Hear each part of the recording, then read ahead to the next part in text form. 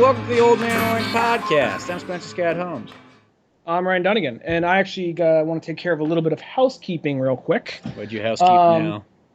Housekeeping. Well, what ended up happening was when I was on the Rob and Slim show, because with the way if anybody didn't hear the episode, the way they work is they have like these segments. So it's about a 3-hour show. They have segments of different people coming on, and the person that was 2 or 3 guests ahead of me was someone who has this show called the Earth Collective. And what they are is they're this radio drama podcast. And it's a really cool show. When I first heard it, I'm like, oh, that sounds kind of interesting. I didn't talk to the guy, but I heard him on the show. I'm like, that sounds interesting. And then I followed him after hearing that. He followed me back. And I started just tuning into the show and started listening. I got hooked. And basically it's this pretty much after... like mankind came down to this planet, came down to, I believe it's Earth. It might be another planet. I got to double check. I'm doing a real good job advertising right now. But I wanted to go down to what planet it is. He lands somewhere. Let's just say somewhere. I believe it's Earth because there are relics of old society. So I believe it's Earth. But so they go down and they are just it's this dude. It's almost kind of like a broadcast or a found footage thing as a podcast. Because that's not the one that's like kind of like the Orson Welles one. It's not the Orson Welles one. No, basically, so what it is, it's a caravan. There's something else I heard. Somebody was doing like kind of like the way they did it was they did it in the same way that Orson Welles did War of the Worlds. That's what I was thinking of.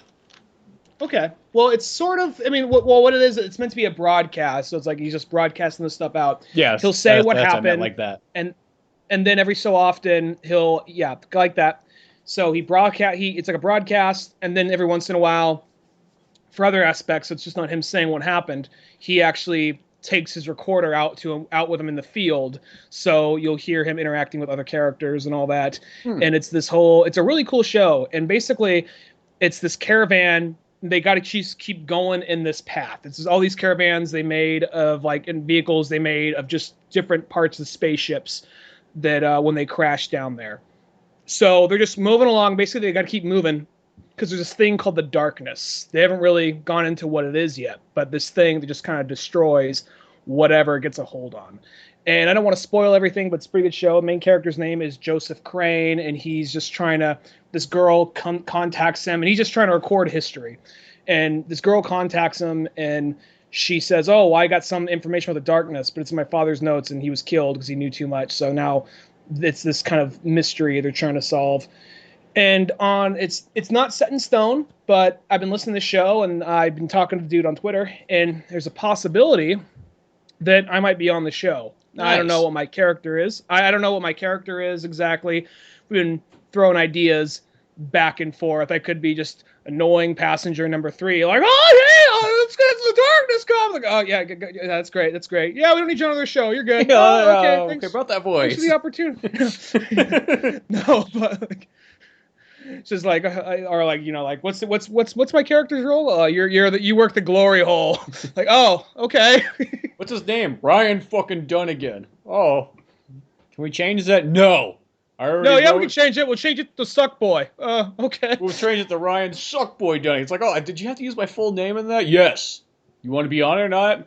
Well, I do like being on things. Yeah, there is that part of my brain that just says, hey, put me there. I don't care what I have to do or say. My name is in the credits, so yes. So I know it's official. Attention. No, I don't know. He's a pretty cool dude. I don't think he's going to do that, but, might happen. I don't know. We'll fucking see. But we've been, bouncing back and forth on Twitter of what I might be, and I haven't recorded nothing yet. And after he hears this, he might go like, no, he ain't coming on that show now. But, God. Did you hear the fucking way he tried to sell this show? They land, on, I think it's Earth or something, or... Fuck. I'm pretty sure it's Earth. I'm pretty sure it's Earth because I think it has to be Earth because there's relics and all that there. So I believe that's what it is. It's like mystery, like a lot of history's lost to time. So he the main character Joseph Crane is going around just collecting whatever information he can on everything. So because he wants to be remembered, and it's a pretty cool show. And what they're going to be doing is the plan right now. So he told me. Is they want to do for people on Patreon. There's other side recordings of other characters, and my character might have one of those, and then it'll play into the main recording of like the main character's broadcast. So That's cool. I mean, if that like, happens, that'd be pretty cool. You're talking about Patreon, the site, or the It's Patreon, yeah. So I believe it is the well, Patreon's the site because we're on there too, where you like donate and shit. That's for the Patreon donators, yeah. Oh, okay, cool. I'm gonna double check right now. We don't have anything special like that though. Ours just says, could you please donate so we can make more cartoons?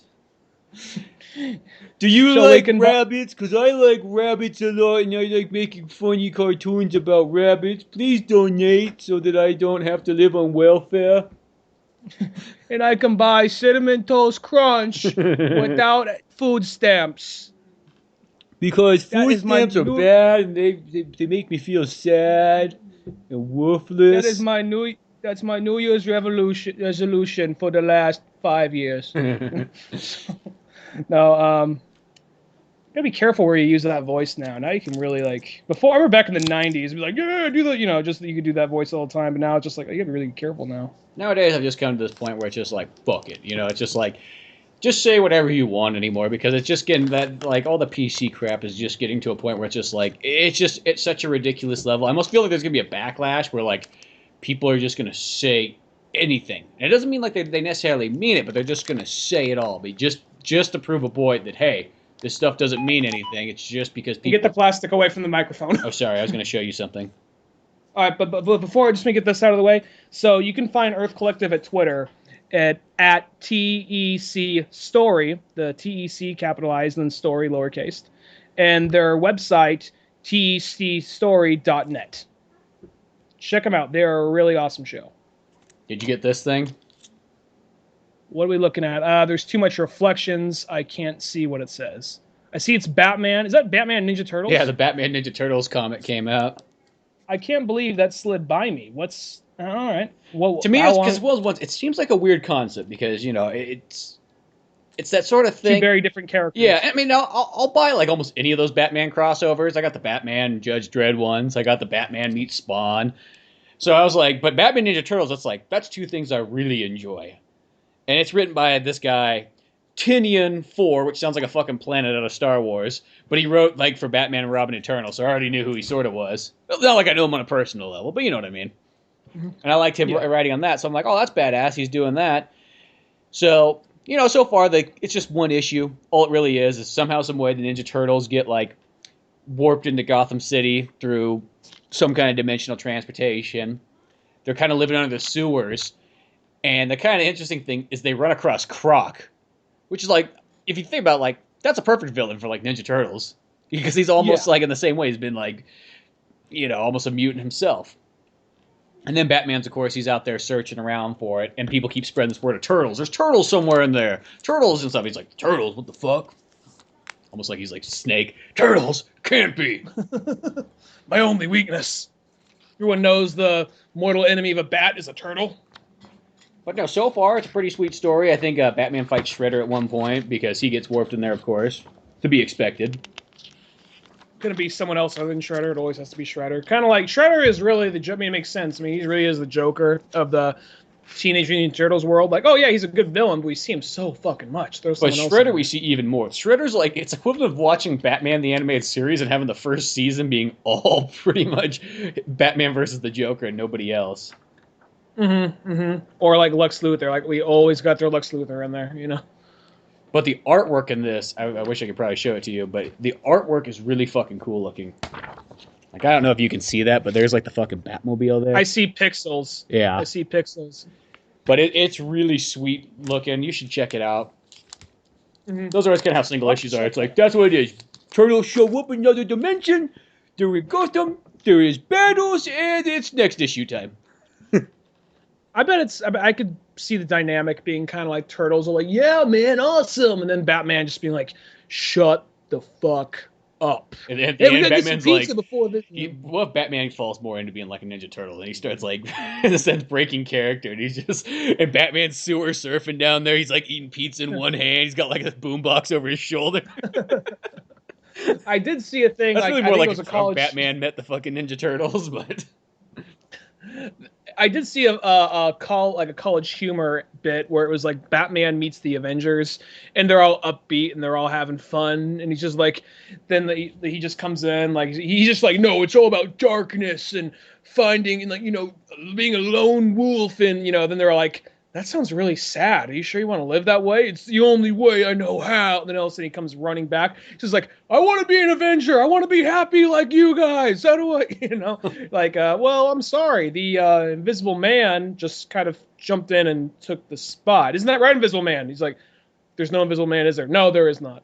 And then later it cuts to him back at the Batcave. Says, Alfred, you're my friend, right? Right, Master Wayne. He's like, are you just saying that because you're paid to? Yes, Master Wayne. He just walks away. Kind of like almost sad. Not even like funny anymore. That's how I felt. It was like, one of those things. Like, I mean, don't get me wrong. Batman is my favorite superhero, but I do kind of see what people mean. Sometimes it is just you can try smiling once in a while. You can just try it. Well, it's like it depends what could win with Batman. If you can kind of when and where. Yeah, I mean, I don't. Because whenever people talk about like the dark Batman one and stuff, I just think that they're mostly talking about Christopher Nolan Batman. It's like that's kind of like that's all I know. And it's Batman. If what's good, you always don't want to be that guy who's always like, well, in the comics, you see here that Batman has more of a personality. Like, shut the fuck up. I didn't come here to see comics. I came here to watch comics. Yeah. The reason I'm here is because I don't have to read. They see like opening credits. Fuck! I hate reading. No, but like, I think, I mean, I sort of see, I mean, I get it. It's just a joke, kind of like in the dynamic of just kind of like how Avengers are always happy, Batman's always kind of like, yeah, that's not good noise, but always just kind of like super serious. I got to see the dynamic they're trying to make there. But at the same time, though, I mean, every once in a while you do get the book, and he is like, oh, look, he's actually kind of like hanging out with like, it's like there'll be a flashback when he's hanging out with Jason Todd. He's like, let's have a night off. Let's watch a movie or something, Yeah, exactly. So, but put on something classy, like old Robin Hood movie or something. He's like, this is what Batman actually likes to watch. I like to watch the stupidest fuck. Like, I love retarded comedy. After a whole night of beating up a bunch of fucking criminals, you put on something stupid like Pauly Shore. That's my favorite. Scary Movie 3. That's my jam. Anything of Charlie Sheen. Hot Shots Part 2. or like what about Epic Movie? No, that's too far. That's too fucking retarded. Yeah. So give me some. I noticed though, I will say like this regarding those kind of movies, like those parody movies, like that. What's that director's name that made not the Epic movies and like, but they kind of stem from the original guys. They made Airplane. They made Hot Shots. Basketball, which that one's more of a Matt Stone, Trey Parker movie, but same director. What's that director? I can't remember his name right off the top of my head. But yeah, he did. Well, there's like two of them, because I think he's either brothers or they're best friends. I can't remember. And there's like Naked Gun. There's like Naked Gun, Airplane. He took over the Scary Movies at Scary Movie 3 and maybe Scary Movie 4. I don't know. I think so. He did Basketball. Basketball. Really, Basketball's like the only one that you can that I walk away and go like that's a really good movie. But we said this before. I think it's just saved by Trey Parker Metz. Airplane's sort of like a classic movie. Me personally, I've never really liked it. It's always been just a little bit too retarded for me. I don't know what it is. I've never been a big fan of like too much slapstick humor. I think you can have a little bit, but when your movie's just relying off only slapstick and it's just a constant like prank the whole time, and every 3 seconds something really dumb has to happen. I don't know. It's like Airplane. I think that's how it is. It's a classic movie. I'm not going to deny that and what it's kind of done. Just not for you. But it's not. Yeah, I've never really liked it. I've seen it like I haven't seen it since I was like 11. So yeah, I saw it like when I was a kid because it was just one of those ones like, hey, you like Mel Brooks? Here, watch this. And Mel Brooks movies, they can kind of go. I feel like they have a good balance between being slapstick and then really clever comedy. I will say though that and don't take this like if you got like a conservative mindset, you're fucking stupid. But the only people I know that really like those movies are always really conservative people, not just Mel Brooks like or Airplane. Like the Airplane guy, like what's the other one with Val Kilmer where he like Undercover or something like that, or is that Top Secret? Oh yeah, Top Secret. I think that's what I was gonna say because Undercover was like a comedy spy movie. Yeah, like Top Secret. That's another one by that dude. And he, I, my grandparents love that guy. Like my friends who are conservative, like hardcore Republicans, always love that humor. I don't know what it is about like, like I don't know what it is about like, right wing people just loving just really. I mean, I'm not talking shit on the guy because I know he's basically kind of like a lot of people love that guy, but I mean he's okay to me. He has a couple of good movies that I really like, but it is one of those things that's just not for me. It's all too slapsticky, like you said. Yeah, well, this is how I always feel. Those movies are probably the best movies to work on. You probably have more fun. And even I always say like all those epic movies and stuff like that. For as dumb as those movies are, I bet you they are the most fun movie you could possibly work on because everybody's probably having a great time. Now that doesn't always mean that the Yeah. movie turns out good, but you think Yeah. about it, just everybody's making jokes, having laughs, doing funny gags and all that stuff. I just think that like this movie, I don't know. Don't get me wrong. Like I like comedy, but what I've always said is I think the best comedy happens in dramas.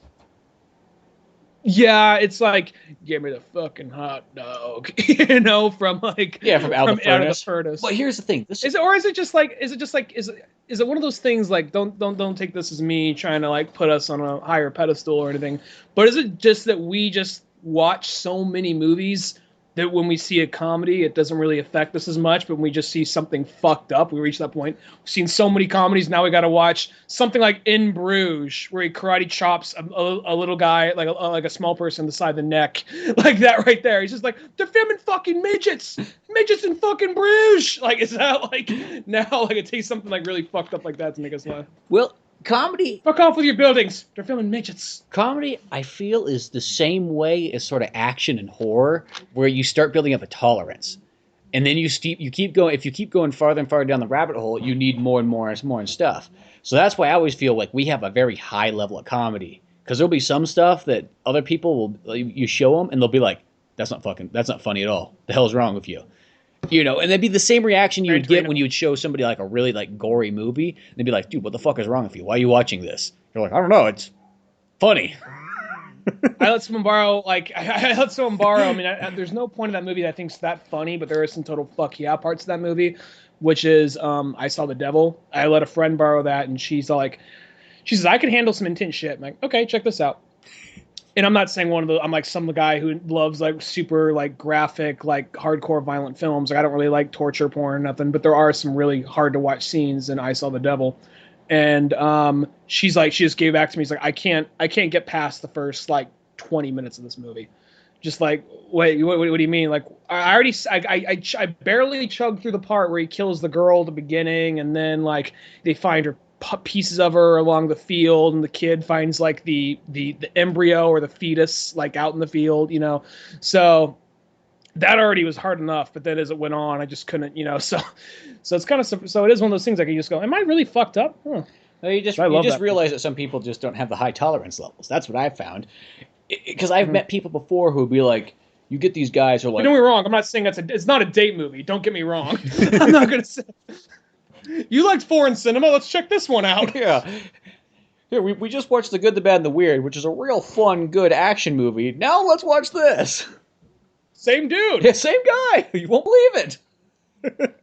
I cut you off right there. What were you saying? Sorry, but I've met people before who are like those kind of guys. They're like, yeah, fucking partying and banging chicks and doing all this stuff. And I was doing drugs, drinking beer, and all this stuff. But then they'll get to something like, they'll be like, I just remember there was this guy, and he actually, even though he was kind of like the most broiest guy ever, he turned out to be kind of cool, and he liked a lot of neat things. One of those people that I did not think I'd actually get along with, and then all of a sudden, it was like, oh, this guy's pretty sweet. And then it was like when I got to meet Chum Lee from like Pawn Stars, because we were in Vegas at that time for Kyle's birthday, and then for some reason everybody else was all busy, so we're like, dude, let's go to fucking Pawn Stars. And it was like right when the first season was out. So we drove there and then got to meet Chum Lee, which is sweet, which nobody else seems to meet anybody there, because they're always like, we go there and there's fucking, none of them are there. Like, well, yeah, they're making a copious amount of money now. Why the fuck are they going to show up? They're not showing up to work like regular. Chum Lee just left something there, so he went in there like, Chum Lee, fuck. Hey, guys. Well, my favorite part, too, is we saw him. They were like, dude, can we get a picture? He's like, yeah, sure. And he turns around and he knocks over everything on the desk. And it's like, just like in the show. But there's a river. Did he die? There's a rumor for a few days that he died or something. Really? Is that true? Not that I know of. I haven't heard that yet. But going to this, what came to the conclusion is this guy liked a lot of movies, so we're just talking about all kinds of movies here and there and stuff like that, and somehow, some way, we're talking about natural born killers. And I was like, dude, didn't you find the Rodney Dangerfield stuff just fucking hilarious? And he just looks at me, he's like, no, that wasn't funny at all. I didn't find anything funny in that. I'm like, oh, okay. And that's always how I notice. It's like you get these people that they seem like these like they're like so hardcore people, but then like it's like comedy will offend them. Well, it's like that part, like just like, don't think because you're a fucking idiot, and like a studio audience laugh track. I think that's one of the funniest parts there. Is Rodney Dangerfield is like the worst father ever. In fact, that's probably like my favorite part of the entire movie. Is that part? And how it's shot like a 19... It's just how fucked up it is. Like, it's shot like a 1950s, like, sitcom, yet it's like all this horrible fucked up shit's going on. She's like, I'll be grabbing that. He says, I'll get your ass like I did last night. And he's just like, you didn't get me last night. He's like, that was my room, says the boy. Or something like There's that. a laugh track. Yeah, he says, I must have been really hammered last night. Just like that is one of those things like, oh my god, this is so like it. I mean, I know Tarantino hates Oliver Stone. I always kind of like I always feel like because like scenes like that in the movie, I'm like, that's probably definitely not a Quentin Tarantino scene. That's got to be an Oliver Stone scene. I can see that being an Oliver Stone bit. But how like that just seems like, I know that like, you know, he's out there, but that's just one of those things like that scene is so It's like, I don't know how old Oliver Stone is by that point, but that seems like probably almost like someone 35, 40 years old at that point. All right, maybe he's a little younger than I thought then, but that just sort of seemed like a scene that would like someone in their 20s would direct or something, not the guy who made JFK. Well, yeah, because I literally think JFK was the movie right before it. So like JFK or, you know, any number like Platoon. I think of that kind of shit when I think of him. So I'm just watching this and they're playing like Rage Against the Machine at some point, and like Tommy Lee Jones, a very over the top like warden beating the fuck out of people as he walks through the prison, you know? Well, that was one of those movies because when it came out, it threw a lot of people off because there was a couple things going on in it. One, it was Oliver Stone, so it was that sort of thing where like everybody who's kind of like older is like, oh, you know, he made JFK and Platoon and all this stuff. We got to go see his next one. So then they go and see it and they're like, oh God. And then it also had Woody Harrelson in it, and everybody's like, oh, the guy from Cheers, he's just a good old boy. And then you see him, and they're just being like a psychopathic killer, and that threw people off too. And there'd be the weird things they did in the movie, like where they'd be inside of a room, but like outside, like projected on just like it looks like a high school like play set, you know, and like just project outside the room. They just got like just some weird, obscure just footage. Like sometimes I think it was like ants like eating a decomposing corpse or whatever, just outside the window. It was something like that. You know what I mean? Weird stuff going on in it. Because it was totally just like the drugness of like Oliver Stone. Because it reminds me like if you took sort of like some of the scenes in The Doors. And then just combined it with like fucked up like, you know, like and violence. Never stops. Yeah. Yeah, like literally if those scenes never stopped and you combine that with a Quentin Tarantino script, you know. It would be interesting though to see if Quentin Tarantino ever did something like sort of like what Stephen King did with The Shining and said, here's my fucking version of the movie. Just to see, just for like the hell of it. Or even a comic book. I would take a comic book just to take whatever his you know, script for script, put that into a comic just so we could kind of see what it'd be like. But it'd be kind of weird to have that. It'd be like, well, I feel like it needs to be a film if it's just going to be his, because I bet you it's just a lot of talking. So just be like, okay, what's the next panel? Well, here's the character sitting there talking again. Okay. Bunch of talking. Even though that's most of the best part of a comic anyways. But I think that movie right there, I mean, even though like it doesn't seem very Tarantino-ish, mainly because of the style, even though Tarantino does have some more over top stuff like well, the Tarantino-ness of it is the fact that it's like it's two lovers and they're out there and killing, because it's got kind of like almost a similar story to True Romance. Yeah, but then like, and I think I could see it doing. I could see the whole. I'm wondering how much of that was inputted, because I could almost see the whole media aspect of like the media being worse than the killers is like. I feel that's all overstone the media stuff. Yeah, I feel like that's him. The whole Robert Downey Jr. thing, that's possibly it. I mean, that could have been in the original Tarantino script, but I'm just kind of wondering, because I mean, the setup for it seems like it could be very Tarantino, but it went more like MTV, like what was it, like MTV Liquid Animation, or what was it? What was that like? That Liquid TV. MTV's like Liquid TV. Is that the thing, stuff that had like Aeon Flux and all that stuff on it? Aeon Flux and all that shit. Like all just it seems like like that. really like experimental animation. It seems like that, yeah, kind of like more of that than it is like a Tarantino film, you know? Technically, Natural Like that Natural shit Born live Killers action. is like one of the most 90s movie I can think of. Like that is one of the movies if you wanted to like show somebody 20. Take a quick break. We're going to take a quick break here, but now a word from our buddies at Painted Black Comics. I'm Pete, that's Brian. Yeah. There's Lou. We are Painted Black Podcast. We are Painted Black Comics. If you could describe the show, what would you describe it? Horribly offensive. Balls to the walls. A good time. I don't know. Very Unprofessional. I wouldn't be Bang, surprised zoom! if fucking Barney heard some screaming from next door. Right? Hey, yo, Fred, I got kicked out of the house. Can I stay with you guys for a little bit? No, Barney. We're not friends like that. You better go stay with the zoo. Yeah. Dum-dum, you should have said yes to your wife. Can you imagine what Disney World would have been like had he lived longer?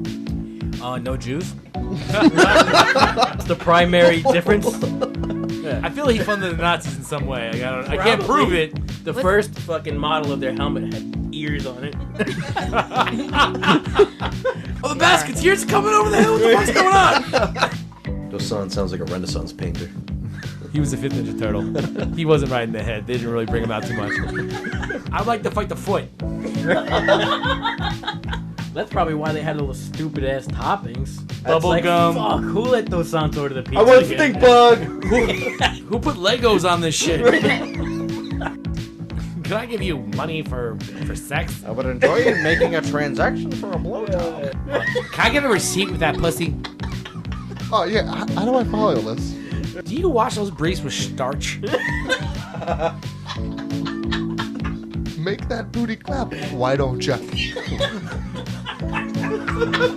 Let's hear Randy Newman doing the song for Pompeii. Oh, he's on the spot. Whoa, it's smoke. Volcano. Whoa, it's the smoke. Vesuvius.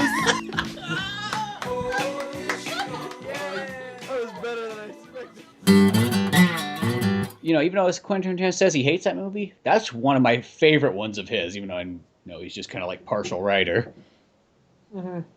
I mean, I don't. It's not one I can really watch all the time. I mean, I enjoy it, but it's not really like a favorite of his. I mean, I love True Romance. True Romance is like a perfect movie. Yeah, but, True Romance. That's really like the hidden gem of the Tarantino films, because people don't really talk about it very often.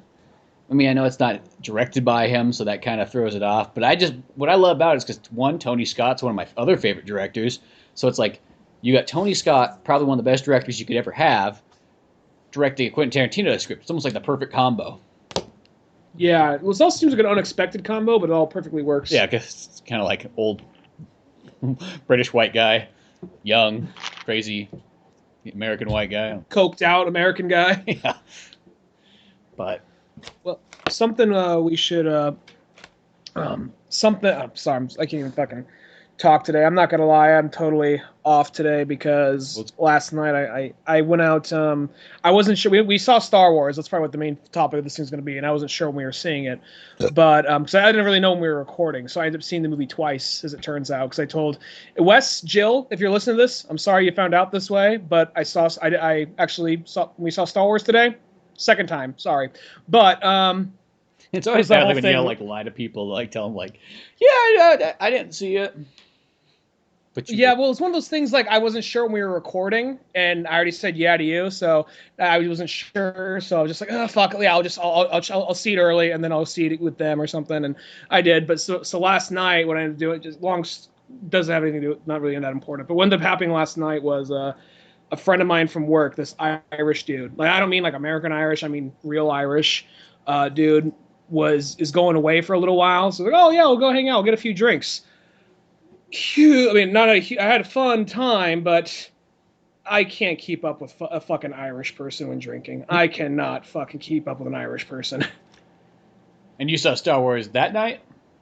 No, I saw it today again, but I saw it the previous night. Then I went. Then about this, I wasn't sure if I was seeing it. I wasn't sure if we were recording yesterday or if we were recording today. So that's the reason I saw it the previous night. But then I was out hanging out with this dude since that wasn't happening, and I almost missed the showing today because I got this dude got me so fucked up. I ended up sleeping until 1 o'clock. So, yeah, I'll say this: the Irish, they're lovely, friendly people, but they are aggressively nice when it comes to alcohol. Like, drink this, like, okay, drink it, don't be a puss. Like, okay. You want to get some acid? No, we don't need got any acid. We're fine. You gotta get acid if you're gonna go see Star Wars. Yeah, no, but like we ended up later. Yeah, so that's neither here nor there. But like that was a question that was asked later in the night. Like, no, dude, I'm good. Thank you though. Thank you. I could already. How did we get in Alamo Square? You know, you just turn around. How the fuck did we get here? It's one of those nights. You know, I think I remember everything. I know I vomited out in the alley at some point, but I'm still here today, and I was sitting through Star Wars, just kind of like, oh yes, I gotta read right now. You know, the beginning with the title crawl, just being totally just like messed up with going into the movie, just like, all right, yeah, all right, you know. But then by the time the movie was out, I felt fine. So. Yeah, no, I saw Star Wars at 7 o'clock first showing on Thursday. And the nice thing is too is like I only got there a couple hours early, but I got my exact seat I wanted, dead center, favorite place.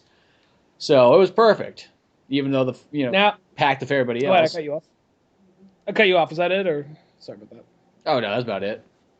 Oh, that's about it. Okay, yeah. So I ended up seeing it Thursday as well. I went to the 10 o'clock showing. Seems like everybody went to the 10 o'clock showing just about. 8 o'clock was sold out. The 9 o'clock was sold out, so I went to the 10 o'clock one. You didn't buy your tickets, right? And I bought it like the day before. I wasn't so sure if I would go because it was one of those things. I really wanted to see it with somebody, but then I was like, you know what? I don't know when we're recording the podcast. I don't know when it was just juggling schedule stuff. So I'll just see it tonight, and then I'll pretend I didn't see it on Saturday, you know. And then I ended up going. Then I ended up seeing it, so I saw it a second time today, and I liked it more the second time around. And let me just say real quick. If you listen to our show a lot, you probably know this, but just in case you don't listen to the show a whole lot, or this is the first time you tuned in, we're gonna spoil the fuck out of this movie. Yeah, and this is one of the few movies where, like, in general, like, spoils are not like they don't really ruin a movie, but this is the one film that I feel if anybody's never seen it yet, Episode 7, you're best just to wait and be non-spoiled and just take it all in. Because that's really what made this movie so magical is the fact that the trailer gave away nothing. It's like you had no idea what the hell was going to go on in this film. It wasn't like a Terminator 5, which, don't get me wrong, I really love Terminator 5, but you kind of knew what was happening in Terminator 5 because you're like, oh, okay, so it looks like old Arnold versus young Arnold, and then, oh, John Connor is going to be the bad guy. So, I mean, you knew these kind of main points. I mean, the small stuff in between, not so much, but they gave away too much in the trailer. And that seems to happen almost too much nowadays. With Star Wars, every trailer you had, you're like, that looks fucking awesome. I have no idea what's going on. I mean, you kind of go, well, that looks like it's bad. There's Han Solo, so on, you know. But for the most part, it didn't tell anything. And that's, I think, what made the movie kind of better. Because even though as much as I'm looking forward to Batman versus Superman, I know exactly how it's going to happen because I've seen the trailer that says the whole movie. Yeah, unless they decide to be ballsy and be like, no, that's fucking only halfway through the movie that they battle Deathstroke. And then there's a third big part, which I don't think they will. It'd be sweet if they did do that, but if there was something really big that came even afterwards, like, so you got one movie where it's just like, okay, fuck, yeah, like something like that where it's like, oh god, there's Lex Luthor. Lex Luthor has created this monster, Deathstroke, okay? Or maybe it starts off, they battle each other, Batman, Superman, they're feuding. Then Lex Luthor comes in, he has this monster, they gotta battle it, but then all of a sudden, there's even something bigger that comes in. That would be sweet. I don't know if it will be. I mean, no matter what, the movie's gonna be badass, but yeah, they should have just kept it like, it's Batman versus Superman, what else is in it? The fuck cares? You'll find out when you show. You'll find out. Yeah. Fuck you! We ain't gonna tell you the whole movie. You got to pay for that shit. Yeah, right? exactly. You don't gotta be that aggressive. You don't gotta be that aggressive, Bugs Bunny. We'll go to get there. But no, this one. So we're gonna spoil the fuck out of this movie. And this movie, I'll just flat out say it. I loved it. The first time I walked out of it, I liked it. I thought it was pretty good. That I gotta. For what ends up happening, we'll get there. But what ends up happening, I'm like, I was really taken back for a minute. I was like, I gotta take this in. This is like. this is heavy. I gotta. This is it's a fucking fictional character. If it ends up happening to somebody, I was like, no. I know it could happen. I just didn't think it was gonna happen the way it did, or at least the first of the new trilogy. Yeah. So, but then I saw it a second time, and there's certain little things I didn't catch the first time around, and I loved it. I mean, I don't know where it stands among the original trilogy. I gotta think about that and watch it a few more times, but I know I like it more than all the prequels. So Yeah, I definitely don't like it more than Episode 3, probably. really, Well, Episode 3 is like my second favorite Star Wars movie. really, Yeah, I like Episode 3 a lot. And the rest of it's like, I think, well, I mean, it's like every Star Wars movie is pretty much good, Probably 2's the weakest of them all, but, definitely. and I mean, I still love 2 a lot. Like, when I say weakest, I mean, it's just a tad bit behind the other ones. I think 2 is only okay. I just think all the Padme and Anakin stuff is really just stiff and kind of boring. What kind of saves the movie to me is all the Jedi battles at the end and Jango. That's kind of like everything else in the movie. It just seems kind of. I mean, it's not like. I don't think the prequels are these god-awful, atrocious pieces of shit like people always make them out to be. I think they're flawed, but they're still enjoyable movies. They're just not as good as the original trilogy to me. But I think that 2 definitely is the weakest of them all. Yeah, I mean, I'll say 2 is about the weakest. I've talked to some people that said that they're like, oh, I like number 7, but it's definitely not as good as the other 6. So, people have got these kind of mixed ones. It seems like just about everybody enjoys it. I think there's some reviews online that saying that it's like the second best one. I'm like, well, I don't know about that, but yeah, it is really good. I liked it a lot. Yeah, I think it's. I don't know if it's the second best, but I know I like it more than. You know what? I think for me personally, the way they rack up, this could change in a few days or a month or so, but. For me personally, the way it racks up, I think this is number 3 for me. Because I like Empire Strikes Back the most, then A New Hope, then maybe this one, then Return of the Jedi, then Revenge of the Sith, Phantom Menace, Attack of the Clones. Yeah, for me, if I had to probably list them, it would be Return of the Jedi, Revenge of the Sith, then maybe A New Hope, and then probably Empire 1, and then I don't even know where I'd put, because I don't know, I'd have to see this movie multiple times to kind of place it somewhere. At the moment, I'll say I like it more than 2, but I don't know if I like it more than 1. 1 is really wow. To me, 1, I think because it came out, like I was 10 years old exactly, I think, when 1 came out. Or 10 or 11.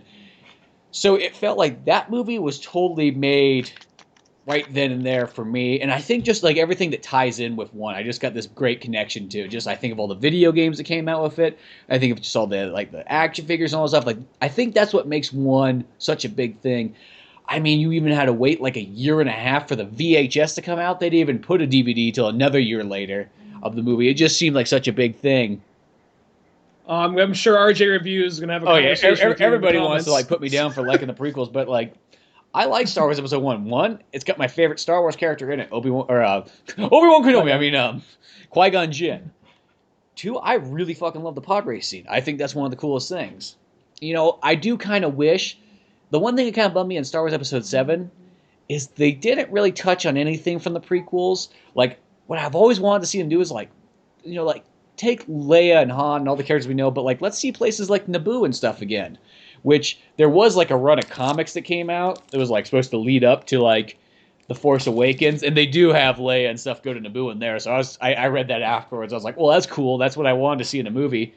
Even though that movie that story didn't feel like it led up to Force Awakens at all. It kind of just happened after Return of the Jedi 3 months later, but. Mm-hmm. I mean, you could still. I mean, they got other. I think they're just trying to do new stuff with this. I think what they're trying to do probably is. I mean, regardless of how much we like it, we really are the minorities on the prequels. So yeah. I think they're just trying to play it safe and just say, okay, focus in on new stuff. I think the only planet they go back to is Yavin. I think they might be on Yavin for that rebel base. Beyond that, every other planet is new. whatchamacallit, the desert planet. That seems like the other Tatooine. You could just probably like Photoshop the second sun in there. Oh, they're Tatooine. But I guess, like how many people go to Tatooine too often? So, Yeah. Well, the thing about number 7, the vibe that I got from it, it felt the same as like A New Hope. That's what it kind of reminded me of. Yeah. It really was reminiscent of that movie. Because, it's sort of like, okay, yeah, there's lightsabers in it, but there's not like a whole lot of like that. Which that was kind of the only thing, because I really do like the Jedi stuff. That's probably my favorite thing in Star Wars. And in this one, it's kind of like they're just touching on it lightly, which I kind of maybe expected a little bit more, going like, oh, well, Luke Skywalker's going to have the Jedi Temple and all this stuff going on. So you just expected to see people fucking like in the background swinging lightsabers left and right. And it was like, oh, well, that did happen, but that's already over now. Oh, okay. Well, for me, go play in the the fucking prequels, video games if you want to see that. Well, I did play them. Well, go fucking play them again. I'm like, yeah, but I kind of just want to see it in a movie. That's all I'm asking for. oh, you'll fucking get it, but you gotta fucking wait. Keep your you gotta save up that money. Save up that sweet money. Mickey starts like rubbing himself. No, but like, I could see them doing like this. What I think this movie is trying to do. Maybe this is me looking too deep into it. The original film series was trying to be more of like, okay, yeah, the Jedi are gone. The prequels, we had a fuck ton of Jedi. There's a bunch of Jedi, a lot of lightsaber battles. This one, I think what they're trying to do is almost more like, definitely reminiscent of A New Hope. But I think this is coming more from the vision of like, or the aspect of being a smuggler, because Han Solo is Obi-Wan Kenobi in this movie, and he's the one kind of showing them the ropes, and I think that's a very interesting thing to go about it, rather than having the wise old man like I was expecting Luke to come in and be that, which Luke doesn't come in until the very end of the movie, doesn't even have a line, but it is like a very powerful scene, and he looks like Obi-Wan Kenobi at the end. Yeah, so I think it's kind of cool the fact that like who is the guy leading us, who is our mentor figure. Someone who is really flawed, but he's like everybody's favorite character in the universe, Han Solo. Mm-hmm. So I think that was like one of those things about the movie that really stood out. And well, that's what I liked a lot, was the fact that I really thought that Han Solo was going to be like, oh, he's going to be in it for like a 10-minute scene and that's it. And then you go, oh no, he's fucking pretty much the main character of the movie the whole time. He's there for everything just about. And I was really impressed with that. I like that a lot. I will say that every once in a while, I feel like I'm being kind of a little bit of a, what's the word I'm looking for? A hypocrite when I say this, because when I hear people clap on a movie, it's one of those things where it's just like, they can't hear you. They're in a box. There's no one there. Yeah. But for whatever reason, it kind of made me happy being in a crowded theater, and when someone big walked in, people would clap or cheer. Yeah, R2 comes on, Princess Leia comes on, everybody cheers. Or or the part when like Mark Hamill like slowly takes his hood off and turns around at the end, like these moments where I got chills. Like, it's a me!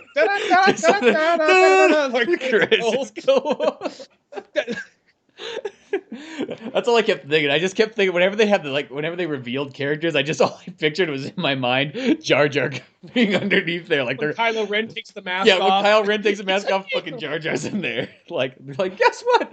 That's what Leia's and Han's son turned out to be. His mask does look like it might fit his face. Yeah. Press his nose down, but it looks like that might fit.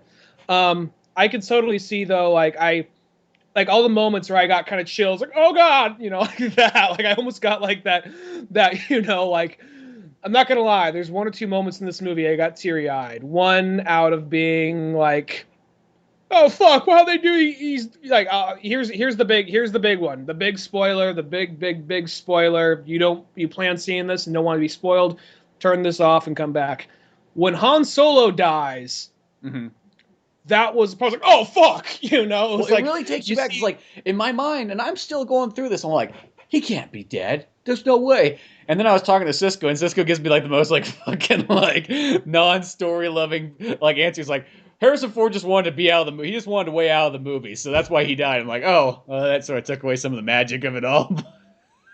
Well, he's been wanting to die since he thought he was dead at the end of Empire Strikes Back. I thought I was fucking dead at New Hope. Yeah, and then like he thought he was dead. And then I realized I was reading Obi-Wan Kenobi the whole time. I get confused.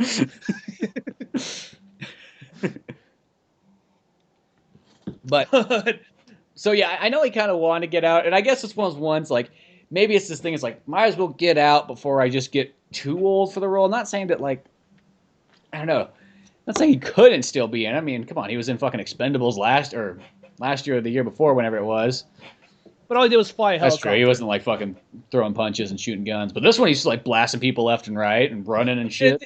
It's believable. It's not one of those things where he's like jumping like and doing backflips and then like like swinging on shit and firing like a machine gun with one hand.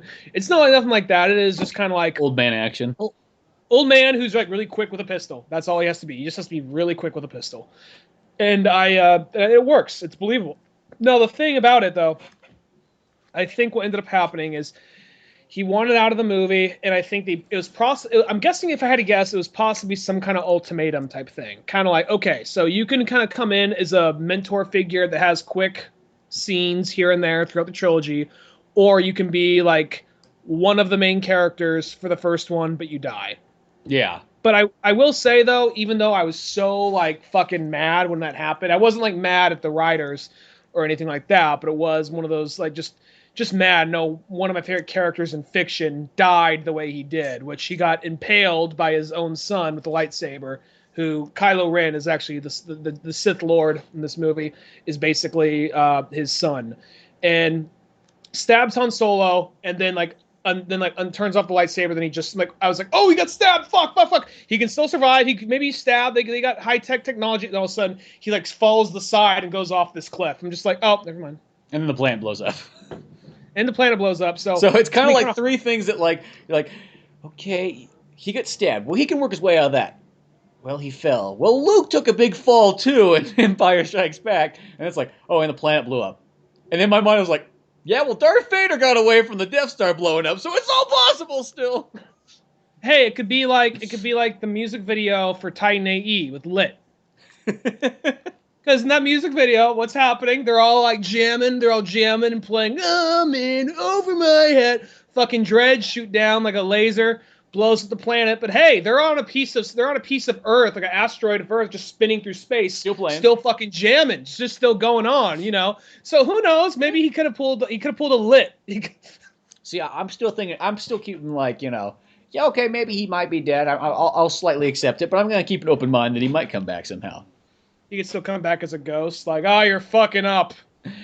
Well, because I will say that the Kylo Ren character is probably about the only weak part of the movie. Now, when he's got the mask on in the beginning, you're like, this guy's fucking badass. And he's got anger management issues. Much my kind of guy.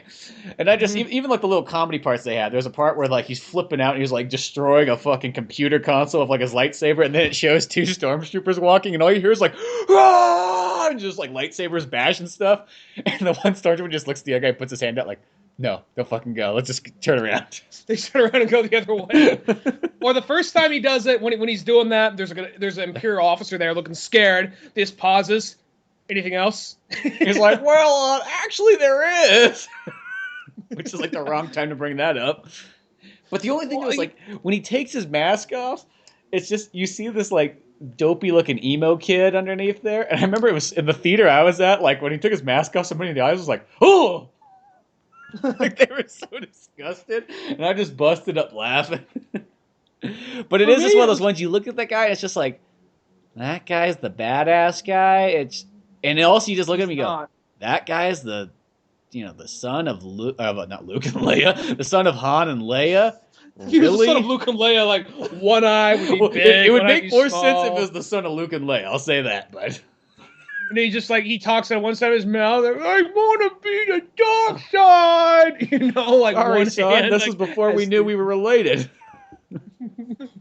But no. Father, why didn't you love me? And I mean, okay, the guy's kind of ugly looking, so maybe it's going with the whole thing like they've used before, like in Knights of the Old Republic, that when you become more of the dark side, you become uglier, like, the Emperor or something like that. But at the same time, it's just like, I just look at this guy, it's just like, and he's just like, then he's all like, "Oh, I just want to be like my grandfather. Like he was just so cool." I knew he was going to be that way. You know, I don't know. I guess I just expected it to be a little bit more badass or like Darth Vader badass. But he is kind of one of those ones. I just look at him. It's like, man, this guy's more emotional than fuck. If people are complaining about Hayden Christensen being emotional as Anakin, this guy's way more emotional. I'll say this. I mean, he wasn't by any means like a favorite character of mine, and I already knew who the actor was playing him because I've seen him in a few other things. So I already know what he was going to look like, and I wasn't sure if he was going to have a fucked up face or something when he took the mask off or not. But I understand what they're trying to do because when you think back on Star Wars, usually the Sith is always some very powerful, scary, masked figure. And I think this is one where it's like, oh, well, it's like more of just like, I'm gonna say they're doing something different. It's a young guy, probably early 20s, who's just like, yeah, he has all this power, but he doesn't know how to use it. I think the way the movie goes, it starts off, he is like, with the mask on, he is totally badass and is totally threatening. But the second he takes it off, and then you see he is kind of like a little emotionally unstable, and he has like trouble doing his job. Then he starts to look like Nick Lovin in fucking Kick-Ass. That's what I almost kind of started. He doesn't look like that. I was like that's what it started to feel like. I'm like, it feels like a serious version of that character. And I was like, you let me call McLovin so many times. My name is Chris. God damn it! It will always be McLovin. But because that's the only thing though, I just look at him and it was just hard for me to go like, oh, that guy's a threat. Okay, I think it's more of one of those things. I understand what they're trying to do. I think it was more one of those things where it's like, because I hated them at first, not for that, just for killing his dad. I was like, fuck this guy, fuck him up his ass. Then as it goes on, I'm just kind of like, I understand what they're trying to do, and I think what they were trying to do is, it's almost like, I guess it's something to the effect of like, he is the Sith Lord in training. He's not the Sith Lord. He is the guy in training still. Yeah, because there's the big, like, 30-foot tall man that trains him or whatever that we don't really know much more about. Well, that guy's just a hologram, but I got a feeling when I'm hoping. I'm assuming he's 30-foot tall. Maybe the hologram just is that, but I just assumed he was a giant. When I got out of the movie with Jill and Wes, they call it, oh, Voldemort baby. Like what? Like he looks like when there's a little like baby Voldemort fetus on the ground in like the last Harry Potter movie, he looks exactly like that thing. Like okay, so he does look kind of like Voldemort baby, but that guy, I'm really hoping that character, there's someone above that guy because I didn't really give a fuck for this this new General Sith guy. Well, I'm not kind of like Kylo Ren. I mean, I'm kind of like medium about him. Like I don't love that character, but I think it's those things. We're supposed to kind of go in being scared of him, and then as we take a step back, oh no, he's just a flawed, insecure person. Like he's exactly what I thought he would end up being, which is something kind of like he's like a kid who just found out about punk rock and assumes like, oh, I got to live my life entirely by this punk rock, the punk rock, scout book. Yeah, and it's just like it's not punk enough. So it's like it's not Sith enough, guys. It's not Sith enough. You know what I mean? You know, he comes across as that, and I think it works because it's something different. Because we've seen like the big bat. We've always seen older, big badass Sith. We haven't seen the one in training. I guess you can kind of say Anakin Skywalker was sort of that, but he was more like we saw a good man become bad. Where this is like, we just come in like, oh, we're scared of this guy. Like, oh, this guy's just an emotional kid. That's all he is. I don't know what it is. It just seems that Harrison Ford in movies just has like problem child kids. So he gets in Indiana Jones and Star Wars. It's just Air Force One. It's just one of those ones. Like I don't know.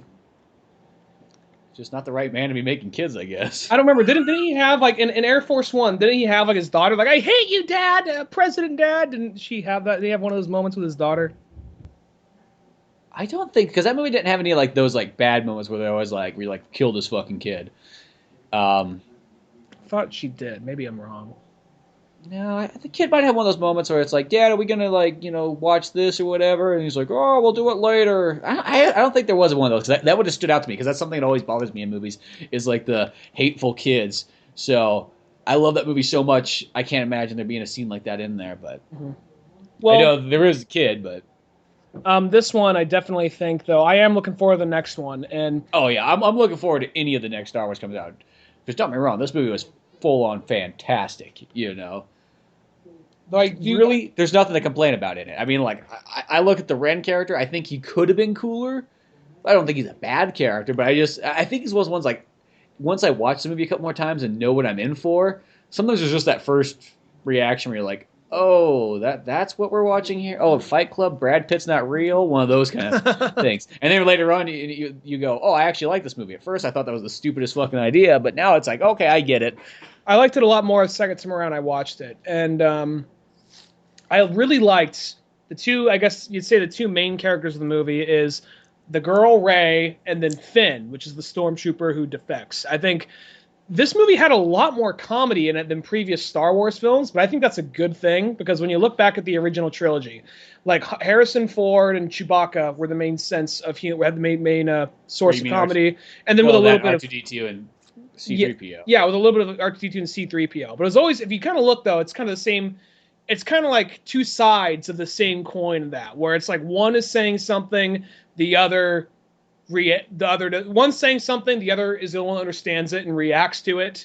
So R2D2 and like so R2D2 and C3PO, that's more of like the proper British man humor, where like Chewbacca and Han, it's like, oh yeah, I got sucked off the other night at the cantina. You were there, you were watching, you know. So well, because if you think about 2 and 3, the comedy is actually much less than those ones. Mm-hmm. Though, and 3 especially, because 3 is a real serious movie almost. There's like very little comedy at all. Yeah, there's little bit there's little bits, and then there's stuff that we just find funny, like the Emperor. like unlimited power. No. Yeah. I don't really know why. Because because the last one to really have comedy in it was Episode 1, because it had Jar Jar, who was supposed to be technically the new C-3PO R2D2, and which didn't really work out for most people. Which I still think Jar Jar can be redeemed. I feel like all it's going to take is a good writer who can go like, here's Jar Jar, and like he wakes up from fucking a coma. It's like, it's like, so you just got to change his mindset around that he's not an idiot anymore, and I think people would like him. Or we do that thing where he goes like, oh no, he was just a fucking kid actually. Technically, in his world, he's like a 10-year-old boy, but now he's like 50 years old here in the future. And Naboo had a 10-year-old boy on death trial. They're just kind of like the Texas of the Star Wars universe, apparently. yeah, it's Naboo. They don't give a fuck. We don't like Boss Nass. Like, I don't give a fuck if he's mentally challenged or if he's 10 years old. I want to see a hanging, goddammit. Yeehaw! Woo! A bunch of guys start firing guns off in the air. A bunch of Gungans start firing. Wait, it's Eric and They just Presley. start chucking those balls up in the air and stuff. They're like, oh, those are going to come back down. Yeah, we know. In that direction, away from me. But I think if you do Jar Jar, what you got to do is you got to like make him not talk or just change his voice. I'm going to say just do the easy one out, make him not talk, like have it like his throat was slashed so he can't speak, or it's like hang him high. He always has this, he wears a scarf. He's got a scar or something, and he just covers it up. And like when he comes across someone who's just like who the people, like the gang of guys that basically killed him, he just looks at him like, who are you? Just pulls it down, shows him the scar, then all of a sudden like he does the Yoshi thing, his tongue shoots out, wraps around the guy's arm, then they just like pulls him over, just knifes him in the fucking neck. Well, he's got to be like he got to went to like prison with like Riddick or something like that for like 20 years. It's like that's the only way. Is I feel like Jar Jar has to go to prison, has to somehow get his throat either slit or hung or something that keeps him from not talking, and just turn him into a total badass. And I think it'd be you could turn Jar Jar around so far that people be like, you know what, that's like my new favorite Star Wars character. When he got into politics, when like he basically when the Republic was dissolved and turned to the Empire, they turned all the people that wouldn't go with it, they sent them to prison. So he was one of them, and in prison he changed. Just shows these like horribly like violent rape scenes and everything. It's just very dark prison life. He gets stabbed in the throat at some point, just left to die. left to bleed out, but he survives. There's the bottom of the prison. There's like, a guy there's Bosk. We'll wrap it all around. There's Bosk, the lizard bounty hunter guy. He says like, I can teach you how to kill, and then like, he comes in close. I can teach you how to be the rapist. Yeah. No more will you be the rapee. You'll be the rape king. It's like, have you ever seen that Boondocks episode? I think it's on season 3 or something like that, but it's almost like a scary episode, but it's like, they send Huey and Riley to like, pretty much, they get in trouble, so like, we're gonna scare them straight by sending them to prison, have a bunch of like convicts talk to them or whatever, and all these convicts are like, they're like, well, you know what it's all about? It's about the booty. You gotta make sure that you're the one who's getting the ass just to show there's respect. I mean, we all been fucked, right? You all been fucking the ass, right? Yeah, we all been fucking the ass. That's okay. I'm always looking for good booty. And then they look at the guy, who's like kind of like the white black guy that's on the show. I forgot his name right now, but he kind of looks like he's Obama. the guy he's the lawyer, the family lawyer. Yeah, the right? lawyer. Well, he's there. He's like the guy. He's the guy. He's like the supervisor taking him on this trip. And this guy keeps looking at me. He's like, I like you. I like your ass, boy. You got a good booty, man. You got a good booty. And then like the whole time it's like this.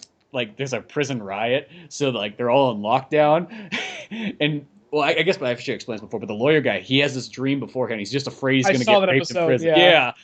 Where the guy has like a fucking like 10 like a 2 foot long dick hanging past his knees. It's like, oh, you dropped the soap, man. You gotta he catches him in the shower room. He's like, look how clean I am and shit. This guy just ripped as his fucking cock. But it's funny because I think what makes it funny is because they write it like it's scary. It's almost technically it's not really written as a comedy. It's just written like it's almost like a horror movie, and I think that's what makes it even funnier. Just the whole part, just this guy just like, yeah, look how clean I am and shit. I'm gonna get that booty. I remember that one. It's been a while, but yeah.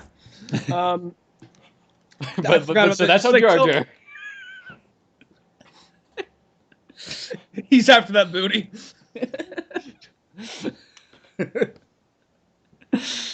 No, what? That's his thing. He fucks them, then he slits their throats like they did to him. Yeah, that exactly. is the darkest Star Wars movie possible. Just the Jar Jar. Jar Jarred. I don't know. But what do you think about Daniel Craig's scene in fucking Star Wars? Daniel Craig's scene? Yeah, he was in episode 7. Daniel Craig was in episode 7? Mm-hmm. Who was he? Okay, you know the part when the girl's like tied up, and then she's like, come over here. And the guy's like, yeah, whatever, fuck you. That was Daniel Craig? That was Daniel Craig.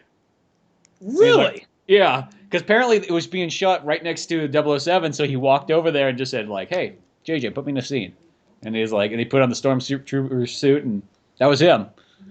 That's awesome. That was actually, that voice sounded a little more distinctive than other, like, that's actually pretty cool right there. I thought that was really cool. There was what was I going to say? There was a whole part that we actually didn't get a chance to talk about Rey a whole lot. We like Rey and like Finn. We got distracted with the Jar Jar, like fucking with the Jar Jar and the butt fucking. Yeah. I'm sorry, we got distracted by the butt fucking jokes again. It happens like every 5 minutes on this show. And then us trying to find a way to bring Jar Jar full circle to being a great character. I feel it's possible. Well, way to make Jar Jar a great character is you fuck him in the ass. And then you have him fuck other people in the ass. But no, like Rey, the two main characters of Star Wars that aren't Jar Jar. Rey I think she was an awesome character. I can't wait to see where they go with her in the next one, because she was just like a really strong character the whole time. I think it was kind of interesting. I thought it was interesting the fact that they're, because Star Wars has kind of been known for like a galaxy full of white people and like one black guy per movie and then one chick per movie almost. I mean, if you look long enough, you can see, okay, there's Amber Rue. There's more than that, but people kind of... There's more than that. People over-exaggerate, but it's always kind of like one main like female character and then one, But I thought it was kind of cool they actually made kind of like the black guy and the girl the two main characters in the movie. I thought that was pretty cool and seemed kind of progressive. Well, because then there was sort of like, there was the third guy that they kind of, I felt like he was more advertised, but he technically ended up being not nearly as a main character as the pilot guy. Oscar Isaac, I liked that. Because I thought that all three of those guys were going to be together almost the whole time in the movie, but really he's only in like the beginning and then the end. in a sense, and he's not really like a super main character. He's kind of more just he reminds me of sort of like the new Wedge. That will definitely, because he's like the best pilot. But yeah, that's Oscar Isaac. That guy's a pretty good actor, and he's been playing Apocalypse in the new X-Men movie. But that's cool. I knew. And he also, I saw him in there's the last Coen Brothers movie that came out, inside Llewyn and Davis. He's the main character in that. So he did a good job. I really liked his character. He seemed a little bit more of kind of like almost a little bit more of like the dashing, kind of charming guy, where Finn was a little bit more of like, he was still kind of comic relief, but more in like, he was sort of bumbling in a sense, I guess you could slightly say, but he was just the man of like the pure heart. He was almost like a Goku. He was like the Goku character of it. That's about the best way I could describe him. He just wants to do totally what's right. Mm-hmm. And then like Rey was just an all around just the badass, and she actually did a pretty good job. And I will say one of the parts that actually totally just like gave me chills was the part, in a good way, is when Kylo Ren when they were fighting out in the snow, Rey gets knocked down, like, oh fuck, and then like Finn's fighting for a little while, then he gets knocked out, he gets slashed, he gets hurt, and then he starts trying to, like, Kylo Ren doing the force grabby thing, trying to make the saber come to him, but it goes right past him, and then Rey catches it, and then she's like, I'm gonna fuck this bitch up, and then she doesn't say those, but which the one thing I thought was kind of weird in that scene though is kind of like, okay, these people have never used a lightsaber before, and here's this guy who's been swinging a lightsaber his entire life. It's just one of those kind of weird ones. I just kind of felt like, I get it's the Force, it can kind of like work in mysterious ways, but it was sort of that thing like, it was just hard to take in that there's a guy who's been training his entire life with the Force and a lightsaber, and I guess it's that thing like it's an underdog kind of thing, but I almost felt like the one scene that they're kind of missing in there is she should have had some type of Jedi training. Yeah, I don't care who the fuck it's from. Even if it was from C-3PO, that there should have been some just a little bit in there just to make it a little bit more believable. Because I just felt like, even though Ren, I look at that guy and go, what the fuck, without his helmet on? But it is that thing you think about. He trained with fucking Luke Skywalker. He was in the Jedi Academy. He did all this stuff. Then he was trained by Sith Lords. It's kind of hard to think that, like, he just got beat by somebody who never swung a saber in their entire life. Well, I'll say this real quick. I guess she did have the stick, so she was swinging something. It's not like she's never had combat before. You saw when she first got attacked by some like thugs, she like had a staff and she was pretty good at handling her own. Like she flat out got socked in the face once or time, and she even like knocked those guys right the fuck out. So maybe maybe she needed a Darth Maul lightsaber is what I'm getting at. I'm sure at some point she's grabbed that thing by one end rather than the middle. So she's probably, she could figure it out, I'm sure. The whole thing with Finn, I think he was toying with Finn. Like, he was just like, yeah, well, I'm going to take my time with this I don't really worry about the Finn part too much, because his was kind of like, he lost. Yeah, he lost. He was just getting a couple lucky strikes in. It was just more like, you just think about, like, for somebody who's trained with Luke Skywalker for God knows how long, 10 years, and then trained with Sith Lords for, like, another 10 years, that was the only part that was kind of like, okay. I think the thing with her is, I think they're trying to make it out to be, like, she is the next prodigy. I think it's like the prophet. Yeah, it's the chosen one. She's like the next Anakin Skywalker. She didn't and I'll say have to work for it. One of those kind of things. I'll say this though. She sat out in the desert most of her life, eating like easy bake muffins. So I'm gonna that you throw in the water. Yeah. So I'll give her credit on that. It's one of the things. All right, here's a little thing, because people always say the Force, and this is a situation where I think the Force works. Sometimes I just think it could be done better. The whole thing, and this is where I think my biggest problem of everything in Phantom Menace. My biggest problem in Phantom Menace, Jake Lloyd, he wasn't a really good actor in the movie, but he was a little kid, and I think people are way too harsh on him for, because he's like, it really, he's like, okay, it's like, what's that, like, Chappelle Show skit, like Tyrone, like, drugs ruined my life. It's like Phantom Menace ruined my life. He almost comes across that way whenever you see him like in a fucking interview. And he was actually my big thing is, you got all these trained pilots trying to go in on this Trade Federation spaceship. Okay, none of them make it. None of them can figure out what the fuck to do. While looking for like the button that closes the window, he found a way to fly all the way up into space, accidentally spin around and fly right into the spaceship, and then while looking for the fucking steering wheel, blew up the goddamn generator. That really devalues it. That devalues the whole like prophecy thing. My thing, because the way this is, it's like, okay, if it was just Jar Jar naturally... Binks, I would believe it more because he's supposed to be the guy who's like whoop, whoop, whoop, whoop, whoop, whoop, whoop, and everything somehow works out for him. But the thing with Anakin is like, okay, you already showed that pod racer scene. That should have been enough to say like, oh, hey, this guy can, man his own. You just feel like he should be able to jump in this, go like, okay, here. Okay, I think I got this, and then take off. Like it'd make more sense there because we saw him win a fucking pod race against like the biggest badass pod racer there is, a guy who fucking drinks beer and beats women and drives pod racers. Like just like the NASCAR fucking leader of pod racing, Sebulba. Like Sebulba, the monkey goat. Yeah. So you see that. So that's the only thing. I think that's what makes that scene kind of dumb there towards the end is that like why is Anakin all bumbly right there? Because he should know what the fuck he's doing, just because of that pod race scene. Yeah. But I think the Force works in mysterious ways. That's like okay, because the whole thing with Rey, it's like okay, she. You could see she was trying. You can see she was focused. And they even took a minute when they slammed their swords together. They're locked. Just to zoom in on her face, just focusing, just thinking for like a couple of seconds, and then like, all right, got it. Went in. Where Anakin was like, oh, that's not the sound cloud. Where's that? There it is. Okay, well, oh shit, I'm in space. And where just everything was by accident. Where you can see, even though. Yeah, as unlikely as it is that she would win that stuff, she was trying as hard as she could. Well, and then I guess there's a thing, it's like there's the emotion in there. Like, that's what's driving her with her power and so on.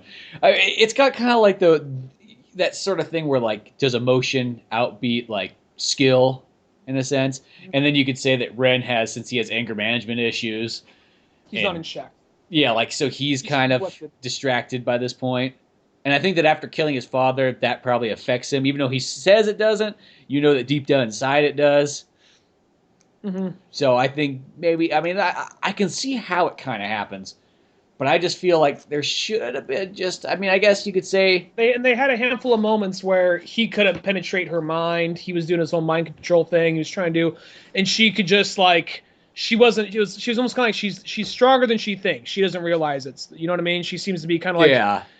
It wouldn't surprise me if it turns out that, like, the whole prophecy thing, once someone dies, that power is passed on to someone else, like an avatar or something like that. So I could see him trying to do something to that effect. Yeah. But, hopefully... I almost feel like the next one's going to feel like... If this one felt like A New Hope, the next one might feel like Empire, because you could just see her, like, training with Luke Skywalker like Luke's Yoda.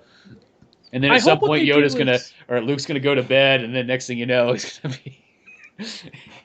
gonna pass away. Turns out these movies are just almost like remakes of the other ones, but just in weird, different ways. He just kind of like fades away, and the bed sheets just sink down. Yeah. Where the fuck did he go? I'm like, oh, he's naked in the corner. He's out there taking a piss. Have you seen like the look? I love Mark Hamill. I love Mark Hamill. He's like a childhood icon of mine, but. Have you seen the Netflix documentary, I Know That Voice? No, I haven't. Basically, it's a documentary about voice actors. And actually, I've heard of that. I think I heard about that somewhere, but yeah. Mark Hamill's in it. And even though I love Mark Hamill, it is unsettling as fuck. He's kind of laying back in kind of this robe. And keep in mind, this is old, current day Mark Hamill. And he has like a V-neck. His shirt's totally unbuttoned, so you can see all his chest hair, almost down to his navel. Just like, just kind of lounging back. And it's just so like unsettling. I was like, what the fuck? What? And then like, so I'm imagining like that part when she goes to him, when she goes to him to give him his lightsaber at the end, turns around, so looks like I got a new pupil, just unbuttons it. So, what's your name? She just puts the lightsaber on the ground, there that is. You have a good day, and just backs away to the Millennium Falcon. Well, it's kind of funny because you see like Mark Hamill, like some of the other movies that he was in pretty recent. Is he was in The Kingsman for a little bit part, but in that one he was just kind of like a bumbling guy with sort of like a British Joker voice. And then you see him like in The Flash playing the trickster again. And once again, he's just kind of this weird, creepy guy out there. So you kind of get almost like that, like that's kind of the modern Mark Hamill look. But then you see him in Star Wars, it's like, oh no, he looks really badass, and that like with the beard and everything. And the robes, that part gave me chills when he turned around because I saw, I knew it was going to be him. I knew it was going to turn around and be Jar Jar, but I don't know what it is. I, like, just starts, and then you just see fucking Mark Hamill just running around naked in the field, just like he took my clothes. He took my clothes. A very ballsy ending to Disney's new Star Wars franchise. And then Mickey Mouse just comes, "Got your fucking money! Fuck you!" Then like Cream by Wu-Tang starts to play as the credits roll. Dollar bills, y'all. But no, like yeah, like that part though, and I think the thing too is like with both like Luke and Han is like, they made him just kind of get that same look because you're kind of used to seeing Harrison Ford with sort of shorter hair and everything, but I like he's got the long '70s hair, that's how you picture Han Solo. Same with Luke Skywalker, he's got the Luke Skywalker haircut, and it's just those small things like that. It sounds weird because like the last thing I saw Luke Skywalker in, he had like spiky short hair, or not Luke Skywalker, I mean Mark Hamill. Yeah, I knew what you meant. So it's funny how just sometimes the hair itself is like that almost dialed me right into the character instantly.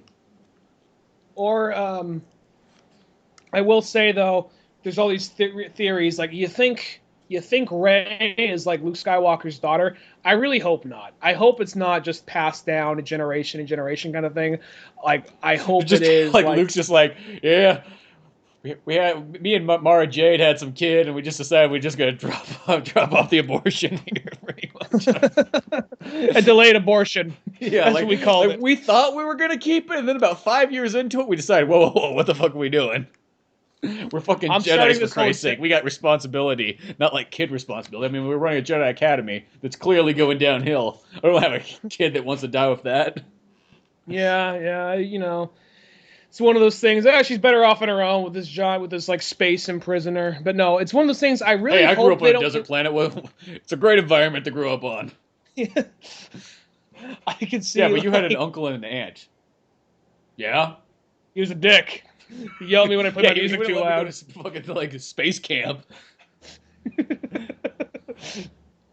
No, I could see her being like, I don't believe that is her father or anything. I hope it's not at least, or I hope it's not a grandfather or nothing like that either.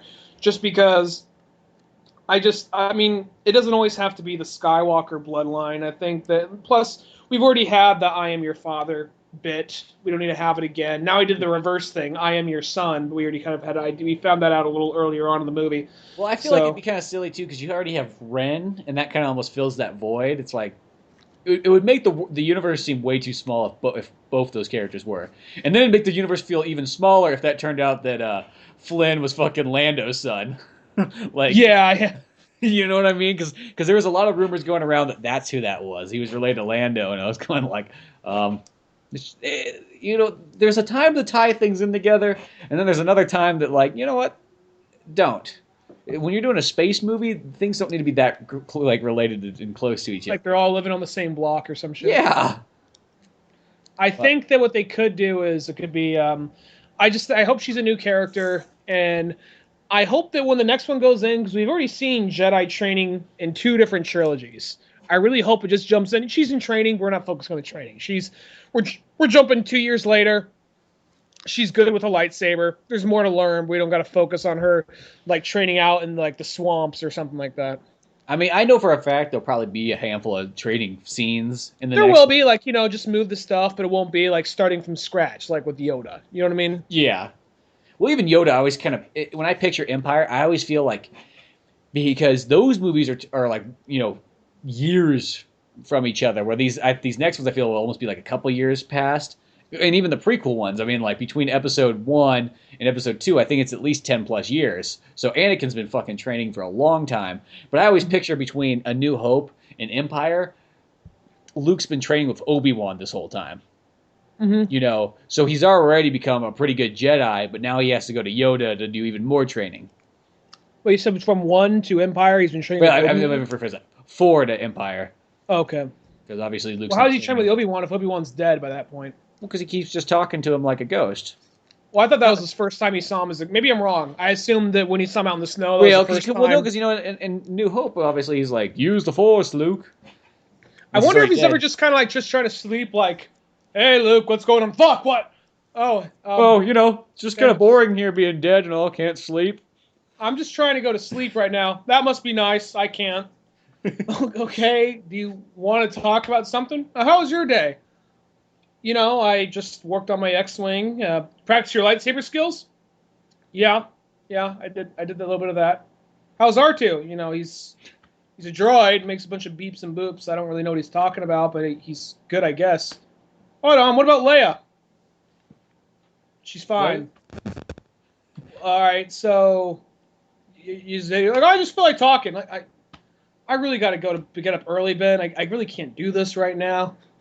I don't got shit to do. It's like he just comes in. I can like, see that. You know? But that's how I pictured. I was picturing between 4 and 5 that Luke's been doing like at least 5 years or so, whatever it's supposed to be, of training with Obi-Wan.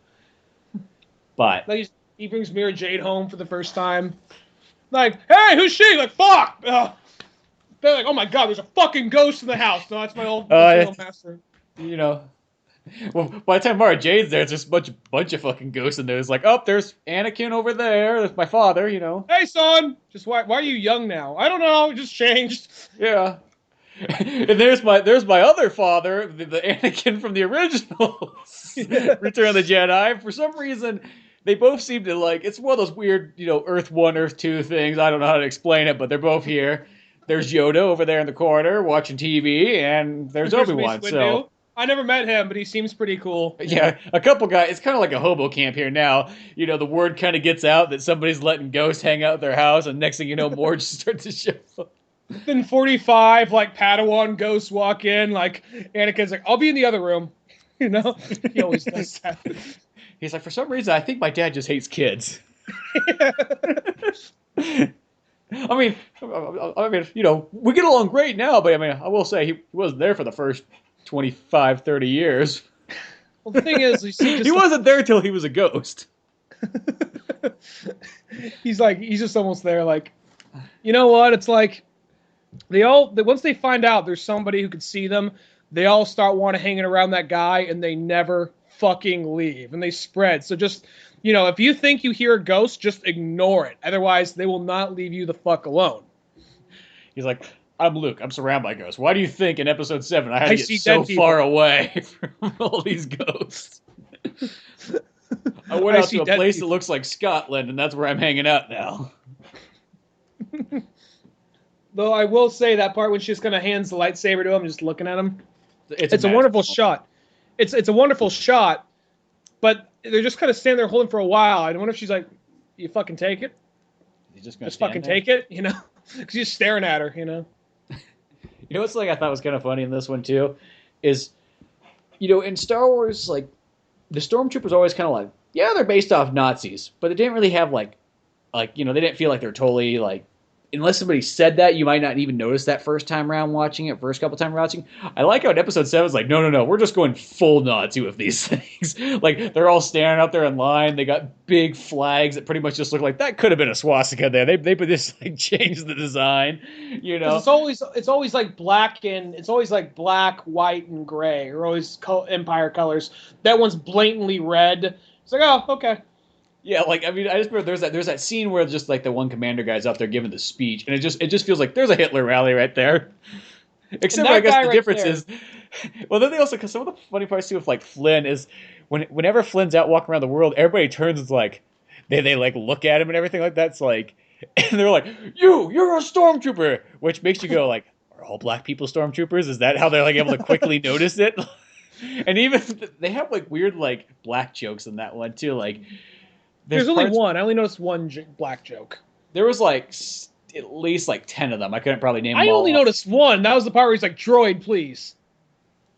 But there's parts even too where like he shows up and people like backing away from him and everything like that. It's like It's not I don't because he know- was fucking black. He was just some.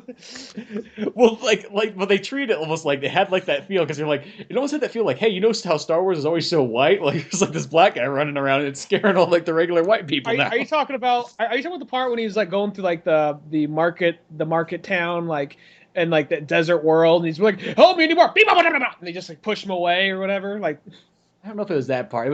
I mean, it was somewhere on the like not Tatooine area, but but no, it just had some of those ones. And just the part where like people they'd instantly look at him like he's a stormtrooper, which made me wonder. It's like, are they all black now? Like, they all take their helmets off. how do they know? It's just like how like what gave it away? But I just like how that character was because I think the opening kind of shot wherever like they come down and the stormtroopers are just like literally just blasting the living daylights out of this like village. It reminds me of like the beginning of Conan almost, and you just kind of see this one stormtrooper who's like, I don't really want to be here, and then they go to execute people and he pulls his gun up but he doesn't fire the trigger. And there's even that part where it shows Ren walk and he just does this like long stare and Flynn is like the only stormtrooper just stand there just like nobody else is around him whatsoever just to give him that kind of like lonesome feel. Yeah. But I think it's kind of an like, interesting thing. It's just like, hey, he was trained in almost like a Master Chief like academy where they train these child soldiers into stormtroopers, and he, even though he's had all this Clockwork Orange like training, he's able to kind of break from it and go, you know what? I want to do what's right. I liked Flynn. He was probably one of my favorite characters of this movie. I think though, I thought what was really cool about that part is the way you kind of distinguish which one he is. You see that he is the one stormtrooper who's kind of afraid to kill, and he's like trying to shaking and stuttering. Once somebody gets shot, they touch his helmet, and there's like a red blood smear down part of his helmet. Yeah, because he's the only one who cares about his fellow man. Where everybody else is like, whatever, that guy got shot, fuck him. And he's the only one that goes down to try to go, oh my god, somebody just died right here. And then later you see there's the one stormtrooper walking through the ship with a blood smear. Then he takes off the helmet. Okay, that's you see it's the black dude. Okay, that's so now we know who he is now. So I just thought it was kind of a clever way to do it. Like, how do you distinguish which stormtrooper it is? Just the little blood smear. Then we just wait long enough for him to pull the helmet off. I thought that was clever. Yeah. No, I thought all that stuff was really sweet and everything. No, he was definitely one of my favorite characters in the movie. Him and, I mean, well, it's hard to compete. I mean, granted, there's not a whole lot of original characters, a whole lot of the original characters in this one because most of them are dead by this point. I mean, it's hard to top Han Solo and Chewie, but well, the cool thing though is like they got from at least 4, 5, and 6, they got mostly everybody you want. I mean, you got Han, who are still alive, Luke, Leia, they got Admiral Akbar. I was so glad to see everyone back. They got Lando's little buddy who just kind of looks like a little Mexican guy. Blop or whatever. The only thing, I was kind of bummed though that Lando was not in there. I really thought Lando was supposed to be in this movie.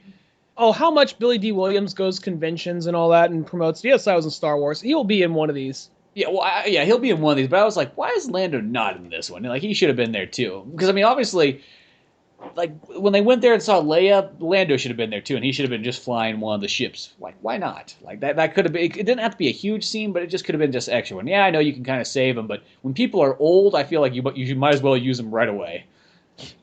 They're gonna die soon. We already know that probably 8 and 9 are pretty much being shot because I feel like they're just gonna, instead of waiting, kind of how George Lucas would have done, they're just gonna crank these things out, fucking Lord of the Rings style or something. Ryan Johnson's doing the next two, I believe. So I thought J.J. Abrams was doing these ones. I thought Ryan Johnson was doing the, one of the spin-off ones. No, he's doing the next one. J.J. Abrams is just doing this one. And I think it was one of those things like, you know what? I made one really awesome movie. I see what happens when I stick around for the sequel, so I'm getting the fuck out of here. Yeah, I guess that is like almost one. But that's cool. It's really one of those ones. It's kind of surprising that they're actually giving it to Ryan Johnson just for the fact that he doesn't really have a whole lot of movies under his belt. Like, don't get me wrong, I like him a lot, but it is kind of like a ballsy choice, which I think is cool. Yeah, I'm looking forward to it. And you hear that talk he had with Kevin Smith. He's a big Star Wars fan, so I think he is a good choice. He's a different choice too. Well, plus what I like about him is he's one of the few people who his backstory is not like, hey, I cheated to get into life here. It's not like I had like a dad who's an Academy Award winning person, or my uncle happened to work for Warner Brothers as a main executive producer. His story was like, no, I just worked at a fucking carpet store and I made little videos and wrote scripts. Like, that's why I go, like, he's a legitimate director, He's not like a cheater director. Not saying anything against anybody who does do that.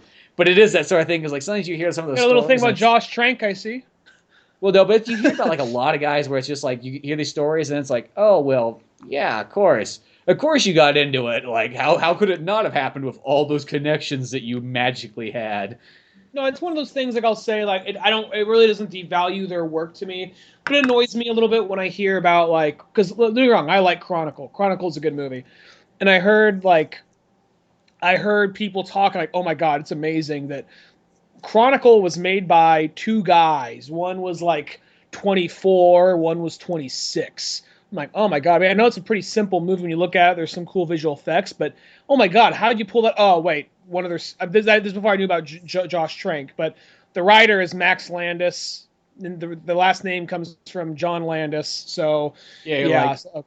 Like you're kind of like that when you kind of hit a legacy thing. It's like I don't know what it is. No matter what, it's like I'm not gonna say. And that's like, not taken away from either of them. It's not saying that like they're not talented and all this stuff, but like it is that kind of thing. It's like, well, yeah, of course, like. I see how it is. It just didn't feel like there's no like struggle almost in like their story. It's just kind of like, yeah, you're born into royalty. Of course, it's gonna work out. Where that's why I love it's like the Kevin Smith, the Robert Rodriguez story. That's the Quentin Tarantino one. That's what makes those ones so cool. Is because it's like, no, these guys weren't born from anything fancy. They were just regular Joes that happened to want to make movies, and that's where they got to. Yeah, and I'm glad I think Ryan Johnson's a good choice. I mean, I'd be fine with J.J. Abrams doing the next one. I mean. People they loved Star Trek 1 as far as the new Star Treks go, but then a lot of them, like Into Darkness wasn't, like the thing I always hear about Into Darkness, like Into Darkness is a good movie, but it's a horrible Star Trek movie. That's what people say. As someone who's not like a big Star Trek fan, I got respect for it. I think some of the characters are cool. I liked the new J.J. Abrams movies, and I liked, and number two, I get some of the complaints, but the movie's clearly aimed for someone like me and not a Trekkie, so I understand some of the complaints. The new trailer, though, have you seen the third trailer? It looks badass. It's like that trailer. Okay, it's clearly made for me and you, but it definitely, sure as shit, ain't made for Trekkies. That's all I'm saying. Yeah, it's just kind of like it's just like action fucking packed. It's like one of those things where it's like. I'll say that if you threw that, because when I was younger, I did have that like more of like fuck Star Trek. It's not Star Wars, Yeah. Now at the point where like I've seen a couple like Star Trek shows and all that here and there, and it's not my thing, but I got respect for it. It's like apples and oranges. They're two really different things when it gets down to it. Mm-hmm. But this one though, if you threw a trailer like this and said, here's a new Star Trek movie, I probably would have loved Star Trek as a kid, because this had like Beastie Boys, Kung Fu, for some reason. Kirk is riding a motorcycle, it's over a ramp. To me, like, I was like, dude, this looks fucking badass. And like, I like old Star Trek movies, but like, I loved, like Star Trek 11, practically a perfect movie. I really will say, I don't think there's anything wrong with that film. That is the first J.J. Abrams one, right? Yeah, you could nitpick. I thought it was fantastic. You could nitpick that movie, but I literally think it's probably a perfect movie. The Same second thing here. one, I can't really. Yeah. The second one's really good. I think my only kind of like slight complaint to it, like I just remember when I first saw it, it's like, oh, it's Wrath of Khan. So then you kind of knew what was going to happen. It was almost like it sort of gave away the plot. Now, if you probably never saw Wrath of Khan, it probably makes Star Trek, like that second J.J. Abrams one's, like a really good movie. Where like I thought it's a good movie. Don't get me wrong. It's like maybe like a 3 out of 4. Mm-hmm. Yeah. Very enjoyable. I own it. I mean, like I like it a lot. I maybe even see it. Maybe even a 3.5 out of 4. Like it's not really. There's actually nothing really bad about it. It's actually pretty much all good. It's just I think the Wrath of Khan thing, just as from seeing it, you're like, oh, okay. So you already kind of. It's like the John Connor in the trailer thing. You kind of already know what's going to happen now. Not like it's necessarily the worst thing. They didn't say it was Khan. They tried to keep it under wraps, like the. You didn't know it until you watched the movie, because it wasn't in the trailer. But You when knew who the bad guy was, but you know what he looked like. You knew the actor playing him, but you didn't know it was Khan until they actually said it. Though there are rumors he was Khan. People are like, nah, he's not Khan. But then it comes out, yep, he was Khan. I think the only thing that probably would have made if that movie if it wasn't Khan, it was just something else. I think that would have been kind of like probably the best way to do it. But I'm not gonna, once again, not gonna nitpick it. I still think it's a great movie. But that third one just looks fucking like it is literally almost like the fucking Mountain like Star Trek sponsored by Mountain Dew. Doritos. Yeah, and Doritos. And I'm like, I don't know if I've had enough cocaine to keep up with this trailer. Because there's that one that came out, and then like, I think the Independence Day 2 trailer came out at the same time. So it was like, better make sure you get a big bag of Doritos. The Independence Day 2 one, I'm not going to lie. Independence Day, here's the thing about Independence Day. I loved it as a kid. It doesn't really hold up to me. It's like, it's enjoyable, but it's one of your... I got to come movie. shitting on your parade. I love Roland Emmerich. I'm not going to lie. I'm actually a big Roland Emmerich fan, so... and I'm glad that he's directing this one, too. That makes me really excited. That's good. Now, I will say, I'm not like... It's one of those things like... I'm not like, fuck Independence Day, but now I kind of notice some of the really cheesy things about it that were like there before. I'm having the wrong conversation. I'm having the conversation with the wrong fucking person. Here, I know you need somebody who's like negative and stuff. Because to me, it's fuck you! Sorry, I don't like Independence Day. I'm sorry. I don't like it on a train. Because you're not a goddamn American. I don't like it here. I don't like it there. Fuck. See, because like I think what I love about it is I'm gonna write a fucking children's book explaining why I don't like it. Fuck. It's like Independence Day. I think what I just love about it is like I love that kind of like I guess you could say it's cheesy, but there's like that '90s charm to it that you just do not get in almost very few movies nowadays. That's why I think I really enjoyed Olympus Has Fallen. And then actually, did you ever see White House Down? No. I kid you not, White House Down, like, at first I was like, that just looks kind of like a ripoff of, like, Olympus Has Fallen. It's kind of like somebody else had the same idea and went with it, too. White House Down is actually even better. I liked Olympus Has Fallen a lot. And then I saw White House Down, I was like, holy fuck, this movie's... And it's, like, PG-13 compared to being an R like the other one. White House Down's full-on fucking badass. Well, I will say the trailer to it made it look like there was a little bit more comedy, and sometimes that could help. Like I don't need everything funny. I mean, one of the biggest complaints about like Iron Man movies is a little too much comedy sometimes. But it's more of I guess when you got something that's really over the top and the movie doesn't seem all that aware of it. And I'm not sure. To me, maybe I got to watch Olympus Has Fallen again. To me, Olympus Has Fallen did not really seem aware of how cheesy it was. Maybe it was. And maybe I got to watch it again. The action, there's like 2 action scenes that stood out, and the rest of it just seemed kind of whatever. But it just didn't, I won't go into it too much. But I could see Independence. I'll probably end up seeing Independence Day 2 just because I liked it a lot as a kid. And it's not like I fucking hate the movie now. It's more of just like there is some stuff that just seems very kind of like cheesy, but I'm not gonna let that like totally like. I don't dislike it. I don't like hate it. I'm just not like a huge fan of it. So yeah, it's like I love that. It's just that's what reminds me of like a '90s movie because that's like the same feeling I get from something like an Air Force One and a bunch of other movies in that time period. And that to me, that's why I really when Olympus Has Fallen and then even White House Down. What I love about when those movies came out, it's like, oh fuck, that genre's finally coming back because the 2000s was just filled with serious dark movies. And there comes a point where, in the grounded in reality movies and all that stuff, and there's a point where it's just like, okay, that works a couple times, but I'm not really that big a fan of that as much. I'm like, I want to see something that is just a little bit of fantasy, a little bit over the top, just enough, because it's like, we're at a movie, make it charming. So Independence Day, I think, falls in that same category, but this new trailer for it, my main thing that makes me so stoked about it, I'm just so glad Jeff Goldblum is a fucking main character. And he's there with Liam, and who doesn't love the Liam? Well, probably Liam Hemsworth. Liam Neeson? Oh, Hemsworth. Yeah, who doesn't love any Liam? Okay. They should make me call the 2 Liams, and it's got Liam Hemsworth and Liam Neeson. Liam Neeson's training Liam Hemsworth to be the proper Liam, to be the next Liam to take his place. And then also like they also got that fucking name Bill comes Pullman. with He's got a beard and shit in it. Yeah, old Pullman, which that's one of those things like I wonder if it's just gonna be like, yep, still the president. Why? Save the fucking world. President Bill Pullman, goddammit. He's like, what did you? Well, She's like, well, I don't know about your diplomatic abilities. Yeah. Well, you know what? I was in a jet while I was in office, and I blew some shit up. You're welcome. Yeah. President for life. No, I feel like he's gonna be more like a Bill Clinton kind of thing, where it's like he goes around and does things. He's not president anymore, but I could see him being kind of like a tactical advisor or some shit like that. Giving speeches.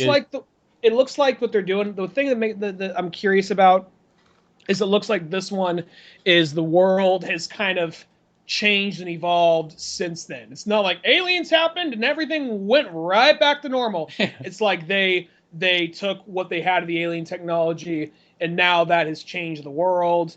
You see they have like alien hardware for their spaceships. They're like some relics of what was of the destroyed ships are still out and around. Mm-hmm. And so I'm not looking forward to it the way I am like Batman versus Superman, but I'll probably end up seeing it, Yeah. It just looks pretty sweet. Who else is returning in that cast? There's a couple other guys. I think everybody but Will Smith. Yeah, well, because it almost looked like, and Randy Quaid, but he died. Oh, and Randy Quaid. But Randy Quaid's not dead. Oh, wait, he died in the Independence Day. And he's dead to the world, yeah. But it almost looked like it had Jeff Goldblum's, like, dad was in it, too. I think I saw him for a split second. I think he is in it, yeah. Which, that guy's cool. But, and it's one of those ones, like, some people might go, like, oh, man, Will Smith's not in it. I'm like, yeah, it kind of bums me out that Will Smith's not in it. But when you have, like, a group with that many characters it's kind of like you could kind of almost minus one. The weird thing, though, is his wife's in it. Like, or his character's wife's in it. Mm-hmm, yeah. But I wonder if it's like he died or I think his son's in it, too. I think that older black guy in it's supposed to be his son. He possibly could have died, or it's just one of those things, like, well, he just, ever since, he, like, he was the guy, along with Jeff Goldblum, to save the world. He used all his millions, bought Cocaine Island, and never came back. Yeah, exactly. He's just like he was a horrible father. Left his son in 1996 and never. I can see something like that, or he just took this alien spaceship and just like, no, I'm taking care of it myself. He just went, yeah, hi, yeah, as the ships flying away into space. So I'm gonna find them motherfuckers, man.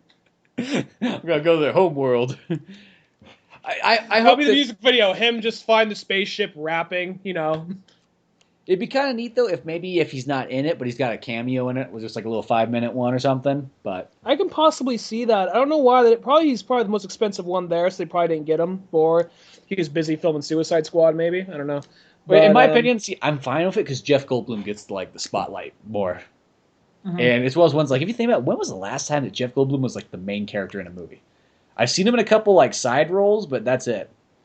I can't remember the last time he was the main. Last time I could think he was the main character. There's probably something else, but the last time I could think he was the main character was Lost World. Yeah, I know. I almost want to say Lost World, and then because he's kind of the second character in Independence Day, but like that was like kind of like almost. I thought him and Will Smith shared it. I thought. Yeah, that's what I mean. Like he's kind of like they're both kind of like the main characters.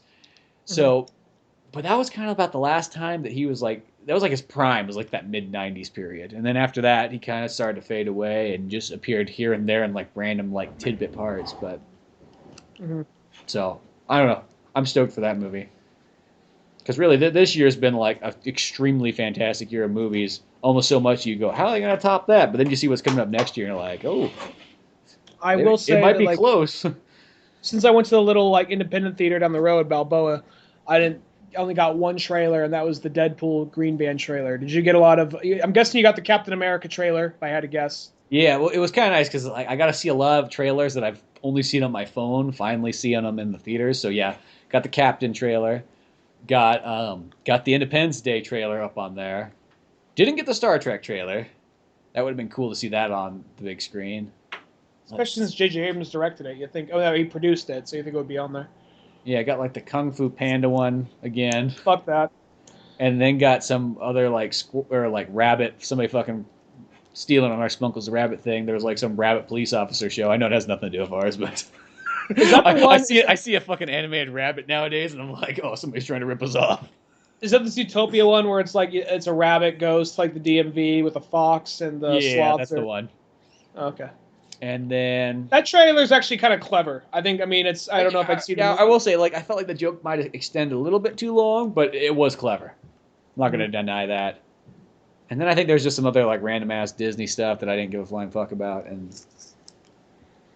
that's about it. It was mainly the Cap was cool to see big, and then the Independence Day one.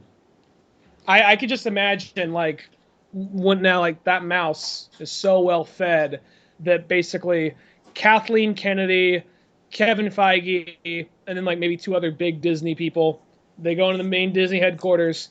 They push a button that no one else sees, like a secret button, goes the very, very, very bottom floor. There's just this pit, just this giant crater in the ground. And they walk in there, and it just says, "Speak." Like, well, we just wanted to like run by you these ideas, and they just say like how much they think it'll make. You're like, "I will allow it," and then all of a sudden they just like. Says, okay, like, I must feast. And they just, like, pull, like, this lever. All of a sudden, all this money drops down. You just see, like, the tips of these two ears just kind of come up. It's like, run, run, run, run. And they all go back in there. Well, that's pretty funny. I imagine that's what Mickey is. They just got to keep making money because if that thing gets out, we're all fucked. I know, there's always those conundrums you kind of have where it's just like, I don't want to feed the Disney fucking, like, machine, but they do own things that I like. There's no way around it now. I'm at the point. Here's the you just thing. gotta kind of accept it.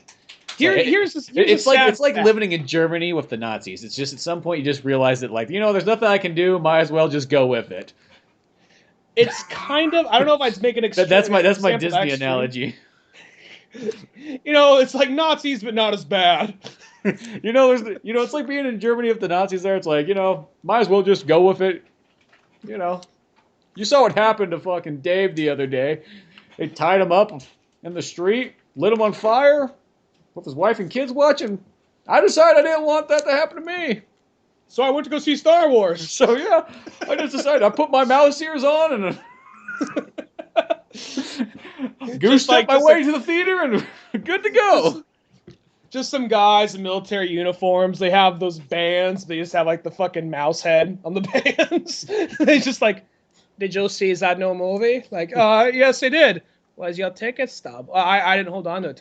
Why not? Like, well, I got all my bank transactions right here on my phone. See, it's the credit cards. It's like, oh, well, I see you only bought 2 tickets, and there's 3 of you. Oh, well, my son got it for free because he was under. Brings the little one. Like no. He's gonna be a Disney youth. He's just like we need to raise more stormtroopers. He's like Clockwork Oranged into like being like part of the Mouseketeers.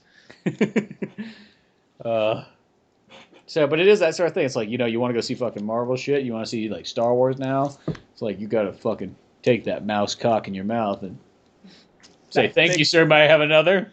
That big fat mouse cock. That big fat black mouse cock. It wants that booty. Yeah, go get me my booty. Go get that booty. It's one of those things where it is like I reached this point because for a while it's like, man, fuck Disney, man. They fucking bought Marvel. I mean, what the fuck? I mean, don't get me wrong, I like Pirates of the Caribbean 1, but what the fuck, man? They're buying everything. And they're like, oh, now they bought Star Wars, man. Then you actually see it all. Like, they're actually doing a good job. They're actually pretty good movies. Like, yeah, it's no matter what.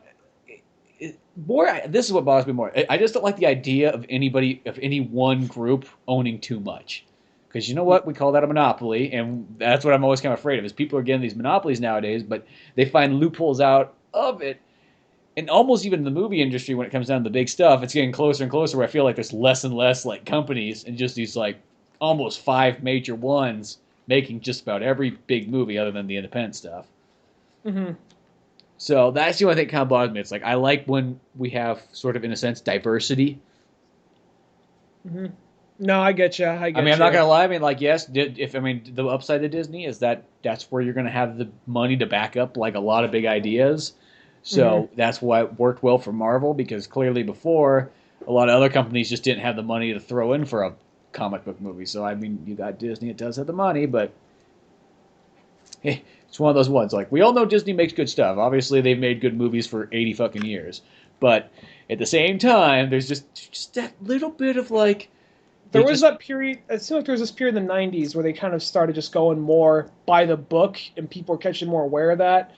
So now they're a little bit more trying to be self-aware. Like even though everyone like is jizzing in their pants over fucking Frozen, which I saw it and actually was good. I don't love it like the way everybody else does. I'm not gonna lie. You watched it? Yeah, I saw it. Yeah, it was good, but it was like it's really. I would say it's actually really good. I was actually pretty darn impressed. I mean, I'm not a fucking 8-year-old girl that's going to change my life because of it, but it's one of those things where I would even own it. That's like I would watch it again. It was good. I mean, okay, I don't think I'd own it, but I enjoyed it. But I will say though, I'd put it right next to fucking Independence. It's man time. I got Die Hard, I got Independence Day, and I got Olympus Has Fallen, I got Expendables, then I top that shit off with Frozen. It's one of those things though where they made a movie that was self-aware that still was trying to go with all that kind of Disney charm and even traditional Disney singing, but they made a movie that was more like focused on like almost kind of like made fun of all the Disney tropes. Like, you can't marry and fall in love with a guy you met the first day. You can't do, the Prince Charming was actually the bad guy. And he was actually the douche guy and so on. Yeah, so it was one of those things where, for like I think the smartest thing they did out of any of it is they put 2 princesses in there. So that you and your friend can have a character, which they never had that before. It's always like, that like little girls had a fight over. It's like, well, you have to be Genie. But it's like, I'm a girl. It's like, yeah, well, that's the only character to choose. Yeah. So it's like, well, I don't want to be an old fat white guy. It's like, you say Genie, you mean Jasmine? I meant Genie because the other girl's Jasmine. So she's making her friend be Genie. You're the Sultan. You're the Sultan. Because we all know that kind of like with like as guys, you mostly always have enough characters to pick, but there's always that one friend who gets stuck having to play like the character he doesn't want to be. Like, I don't want to be Big the Cat. Well, I'm Sonic. He's Knuckles. He's Tails. Billy over there is Amy. So you got to be fucking Big the Cat.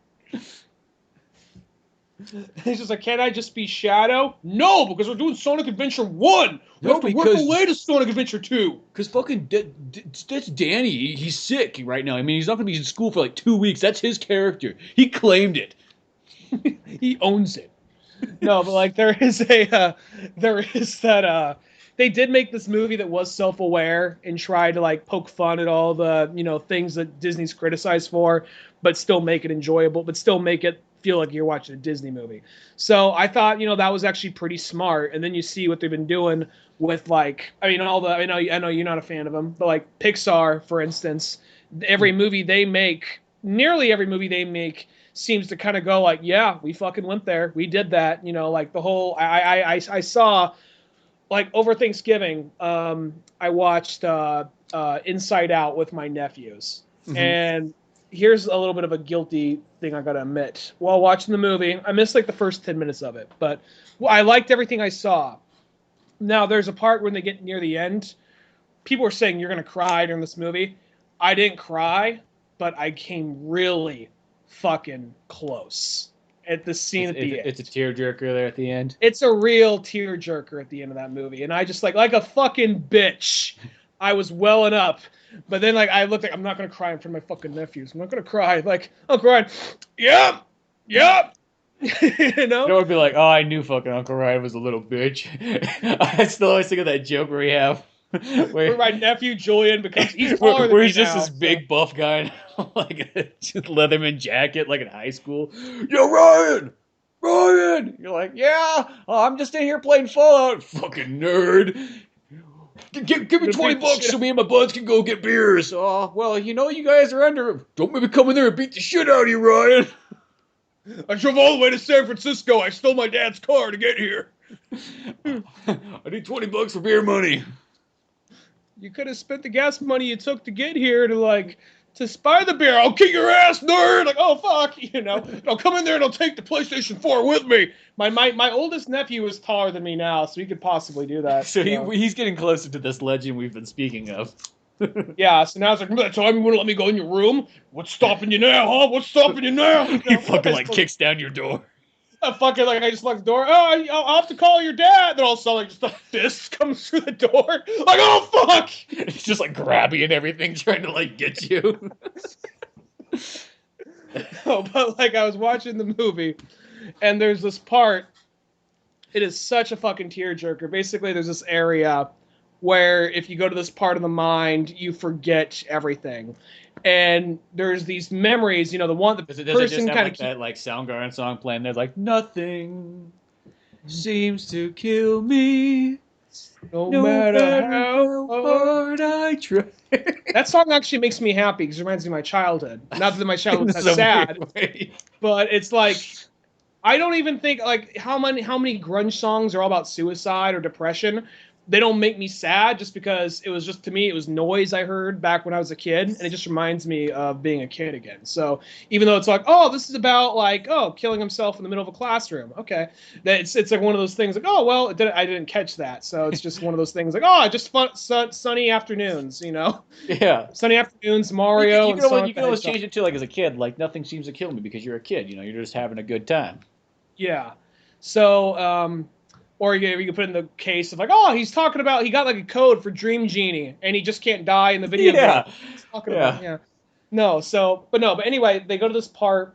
There's like this pit in the part of the brain where if whatever goes down there, you're forgotten, you're lost, and they fall down there, and there are key memories that kind of keep her happy. And the main emotion that's running the show is joy. And then she's like, we just got to get these memories back to her, and then everything's going to go back to normal. But then when she gets down there, she's looking at the memories, and they're starting to fade away. And then she just kind of grips them and starts, like, bawling, kind of saying, why aren't you happy? Why? You know what I mean? Just starts bawling and crying right there. And it's really fucking raw the way they do it. And then there's this really weird, obnoxious character they bump into earlier on that's kind of like an imaginary friend that she came up with. Just like, oh, hey, I'm like a wacky pink elephant thing or whatever. But then, like, he's like, she doesn't remember me. She hasn't used me in anything in a while. Why is that? Then all of a sudden, like, they keep on doing these. They come up with this way to get out of there, but they keep on just falling short of getting out of there. They're just basically sledding up this thing. So what he says, all right, we'll give it one more shot. We're going to do it this time. And then they're going up the sled, and like, we're making it. Then he jumps off so Joy can get out. Huh. And then she looks back. Then he's waving, and he kind of disappears. Wow, that's a pretty intense one. Yeah. So I mean, don't get me wrong. Like, even though it always sounds like I hate Pixar, it's like they make good movies. Everyone I've watched, I've always enjoyed. But there is, I don't know what it is. I just always have had this thing, and this comes from somebody who was a really big Toy Story fan. I'll still say this. I still like Toy Story a lot. I'm not saying I'm like anything against it, but like when I was a kid, I thought Toy Story was one of my favorite things. It was up there with like Batman and Arnold Schwarzenegger. So, but I don't know what it is. I guess that's because everybody like Batman, Arnold Schwarzenegger, Toy Story. I just caught that combination. But sorry, go ahead. Well, think about it. When you're like fucking like 8 years old, all those things all seem. Well, that was one of my favorite stories. I love to tell people this. I'm like, in like '99 or whatever, the two movies came out at the same time. I did a double feature of them. It was End of Days and Toy Story 2. As a kid, those were like the two movies I really wanted to see. Two good movies. Yeah, exactly. That's sort of like, I remember one of the last Pixar movies I think I saw in theaters was when Cars came out, but I saw Cars and Fast and the Furious 3 the same day. You're keeping the car theme going. Yeah, so it's going together, but... Though I will say, like, Cars, I think is probably one of the weaker ones, definitely. I mean, as I said, like, all of them are enjoyable. There's only, like, a few of them that I feel like I would need to, like, maybe own. Like, I like to own, like, the Toy Story ones, even though I have to say this, I don't own Toy Story 3 or anything like that. But, I enjoy them. They're always worth watching. Like, I think Up was one of the, like, the best ones of them. Definitely, yeah. But, Incredibles is a good one, too. But I think there's just that thing, because I think everybody always just talks about, like, that's the most amazing thing ever, Pixar, Pixar, Pixar, Pixar. And in my mind, whenever I hear that so much, I kind of go, yeah, they're okay. I'm not saying they're not good, but, like, it instantly, when I hear too much, like, praise on something, it just instantly makes me just kind of go, it's okay. Just saying.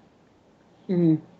No, it's. And then most of the people go like, "This thing's the fucking stupidest thing ever. Fuck Jar Jar. Fuck this. Fuck that." And I start going, you know what? Jar Jar's not that bad. I think he can redeem himself. I'm not throwing out a life. I'm not throwing out like a life raft for that one. You're on your own on that one. I'm not gonna say he's the worst thing that ever was created. There's worse things than Jar Jar, but he's not anywhere on the list of good things. He's like neutral to me. I'm like, I don't hate the guy, but he's not somebody I'm gonna fight over. You have to do one of two things for Jar Jar. You gotta like kill him brutally. Like you could just like have him walk in real quick. Hi, say guy, shaka!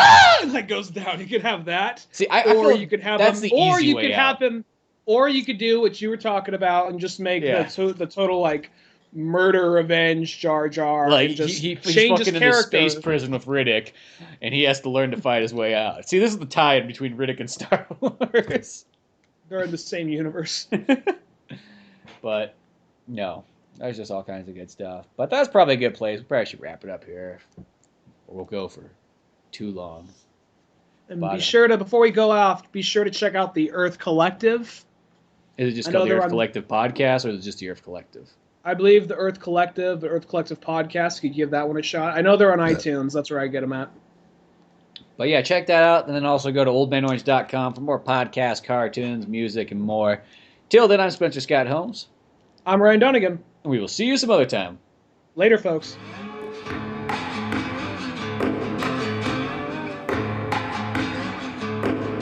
Thanks for listening to the Old Man Orange podcast. Check out our website at oldmanorange.com for even more podcasts, cartoons, videos, music, and more. Send us an email at oldmanorangepodcast@yahoo.com. Be sure to subscribe, share, rate, and review us on iTunes, Podomatic, or any of the other fine sites we might be located on. And if you want to help out even more, click on the Amazon or GameStop links on our webpage before you make any purchases there. It won't cost you a penny, but it sends us a little something our way. Thanks again, and tune in next week for more Old Man Orange Podcast. Stuff I wanted to talk about, because I had like some of those obnoxious fucks when I went to go see this movie both times. I had like this group of hipster, I could probably say it next time, but I had this group of hipster fucks behind me. Like, they took like a picture when the Star Wars title came across. They were I saw talking that a same little thing bit happened here in my and there. theater too. Somebody took a picture like right when it first came up. At least I was like, okay, nobody took a picture after that one point though. That was it. It's still just obnoxious. Yeah, it is though. one of It's those ones like obnoxious. fucking no. You're supposed to have your cell phone fucking off. And like I saw like the light come in, like there's a few behind, like right to my right, and then a few behind me, and like just these trendy little hipster fucks. They were talking a little bit here and there. I saw like in the corner of my eye cell phone lights, and then when the movie's over, I hear them talking and just like I was just trying not to fall asleep. That I felt like I was watching Spaceballs. It's just like, all right, you don't gotta love this shit as much as me, or as much as the person sitting in front of me. But if you don't give a fuck, what are you doing at the 10 o'clock show you had to pre-order tickets to get? Yeah, exactly. It's like that. That's supposed. Well, that's kind of the downfall of the law. Like I remember, like that's when I kind of noticed that midnight releases weren't about the fans anymore. Because, perfect example, Episode 3, all fans. Everybody that was there wanted to fucking see that movie. And then I remember when we saw like Dark Knight, that was the first time I was kind of like, oh, these people aren't all fans anymore. Some of these people just showed up because it was the in thing to do, or because their buddies were going. Like, one of the things that annoyed me when I went to go see Dark Knight, and this is kind of like a dumb thing, this isn't really important at all, but like when the trailer to Watchmen came on, I went to go see Dark Knight, there was like one guy behind me. This is like from one of the most critically acclaimed graphic novels ever made. He's like, never heard of it. It's like, do you read comics? Fuck no. All right. Yeah. No, you don't. Then why would you fucking hear of it? Yeah, and then why? Once again, it's like you're at the fucking Dark Knight midnight premiere. I'm not saying anything wrong with watching just a Batman movie for anybody, but like you're at the midnight premiere, and that was just like the period. That, to me, I guess that was the first movie I kind of noticed where it went from like, okay, used to be that was just like the main hardcore fans to like, oh, now we're at a point where just anybody shows up because it's the fun thing to do. But whatever. Yeah. Fuck 'em. There's this girl. Usually I'm mad when people talk during the movie, obviously, but like there's this one girl. This girl, like she was dressed like in kind of like a stormtrooper snuggie. This cute little nerd girl sits in front of me. Her boyfriend's like basically Darth Vader snuggie, and they're quiet, they're respectable the whole movie. But then the part Han died, she doesn't stand up. She's like, what the fuck? You know, like one of those things. Like it wouldn't even make me mad. It was just like it was what I was thinking, and someone else projected that. I was just like, oh, I wasn't even mad at her because it was just raw. It was just like such raw shock, Like uncontrollable. Yeah. Yeah.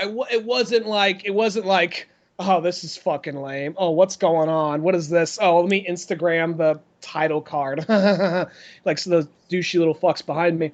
This girl was just raw, like, what the fuck? You know? So it was just like, I understand.